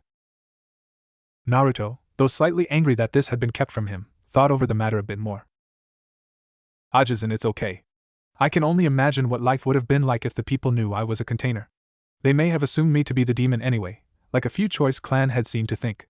And seeing as you took me in as your own, I should really be thanking you. Anywhere else, I would have been shunned. Plus, I've suspected it for a while now as someone studying seals. It's kinda hard not to notice the one that appears on my chest every time I mold chakra. Naruto finished in a happy tone of voice, no anger present at all. The Hokage let a lone tear slide down his face, but then quickly wiped it away. Naruto, thank you. I should warn you though, don't ever use that chakra if you can avoid it. Every time you do, you will weaken the seal just a little more. Since we don't know what would happen if you died, you should only use it as a very last resort. The seal weakening is preferable over the possibility of another coming of the Kyuubi. Naruto became thoughtful for a moment, then realized something else. If my father was the Yondaime, who was my mother? And where's our house? I mean, if my dad was Hokage, he must have had a house, and a training ground, and a library and techniques. A bit of drool slipped out of the edge of his mouth, as he thought of the possibilities. Then, noticing the drool, he quickly wiped it off, looking embarrassed. I'll tell you when you become a jounin, per his request. You may know who he was, but he believed you should work to earn your heritage. After all, what kind of shinobi just copies the style of those before them? Each member of a family contributes to the jutsus, each striving to surpass those before them. Finishing with a grin, he looked at the boy who was now looking at the ground uneasily. The sandaime then realized he'd missed something in his talk with the boy. Naruto, did you say disintegration seal? I believe I labeled that seal as forbidden. And do you remember why it was forbidden? Naruto looked meekly up at the still intimidating old man. Because it's dangerous? The old man shook his head, then glared at the boy, causing him to shrink under his steely gaze. Naruto, the last time you did that you were in the hospital for the most dire case of chakra exhaustion I've ever seen. If it wasn't for the Kyuubi, who I suspect is responsible for your massive chakra supply and fast healing, then you would have died. Eliera's face was still in shock, as the two talked to each other, seemingly oblivious of her presence in the room. Shaking her head side to side, she cleared her throat and attempted to get their attention. I believe there is a very confused sick person in the room. Oh right, me. Stop ignoring me or you'll get my foot up your ass. Naruto and Sandaime both looked sheepish, rubbing the back of their heads. Then Sandaime gained a serious look. Eliera, I entrust you with the information you just heard, and you are not to tell anyone about it. It is an S-class secret, and for betraying the secret, the punishment is execution. I assume you will not break this rule? The kunoichi shrunk back from the killing intent the man had been releasing, and nodded her head. Then, turning to Naruto, Eliera spoke. Naruto, what was wrong with your eyes on the way back? Naruto cursed inwardly. I wanted to keep this a secret, damn it. Nothing was wrong with them, Nei-chan. What are you talking about? However, Naruto's attempt to hide what was going through his head. Naruto, you have 5 seconds before I make you go on D ranks for the next month, the sandaime said sternly. Cowering back from the idea of pulling weeds and walking dogs like he'd seen so many teams do, Naruto began very, very quickly. Ajisen, did my mother or father have bloodline limits? Seeing the sandaime shake his head no, Naruto began trying to explain his odd ability. Okay, well I think I have a digitsu. I figured out that I can activate it by sending chakra to my eyes. So far as I can tell, it lets me project seals onto objects. I think that's how the gravity seal got onto Zabuza, since I had no ink. Naruto, perhaps it would be better if you just let me see it. Concentrating for a moment, Naruto sent chakra to his eyes, and after a few seconds, he opened them to reveal green eyes, with wide black slits through them and the kanji 4 seal in red in the middle. Interesting and surprising. I have never seen nor heard of a digitsu like that. It will have to be documented, of course. But what did you mean by projecting? A seal appeared on Naruto's hand as he stared at it, a modified exploding seal. See? The seal just appears when I imagine it on my hand. And I can change it. It's like my mind is just projecting the image onto whatever I want it to. However, when Naruto turned to the Hokage, he noticed something was amiss. The Hokage was both staring at him in the eyes, yet not looking at him at all. Ajisen? What's wrong? Naruto, your eyes changed with the seals. Right now, the normal red 4 seal is showing the writing for an exploding note. It's amazing. You're practically burning images into objects with your mind alone. Naruto simply looked confused, until going over to a mirror and watching his eyes change from seal to seal as he cycled through all the ones he knew. After cycling through more than 50 different seals, Naruto noticed that every time he switched the seals, there would be a small dip in his chakra, as if the change was draining him. Also, it seemed that he could only project it onto things that were nearby. The more chakra he forced out of his eyes, the longer the range. After another hour of experimenting with it in the room, they discovered exactly what the range was normally, what seals could be projected, and Naruto, after playing with some modified exploding seals, found a way to sustain a seal with his chakra, so that Naruto could make his opponents explode one after another, like a touch-activated Katon Jutsu. However, Naruto was soon drained. Even with his massive reserves, sustaining a seal for a long amount of time that basically needs to be replaced over and over is not easy. The Hokage performed a quick jutsu which repaired most of the damage to the walls by moving bits around and thinning the material to become evenly spread. Naruto, with that ability trained and your knowledge of seals, you would be equal to most jounin in the village. Maybe in a few years you'd be even with me. I'll send you to the next jounin exams, 2 months after the chunin exams, but in the meantime you will serve as teammate sensei. With that ability I have no doubt you can lead them on missions. Also, don't tell anyone what we spoke of here today unless you want to, but make sure they don't tell anyone else. The Hokage then turned to Eliera and began speaking again. Do you intend to send them to the chunin exams? Yes, Hokage-sama. The Naruto will have to serve as their sensei, as the exams will be starting in 2 weeks and you will be in no shape to serve as their sensei then.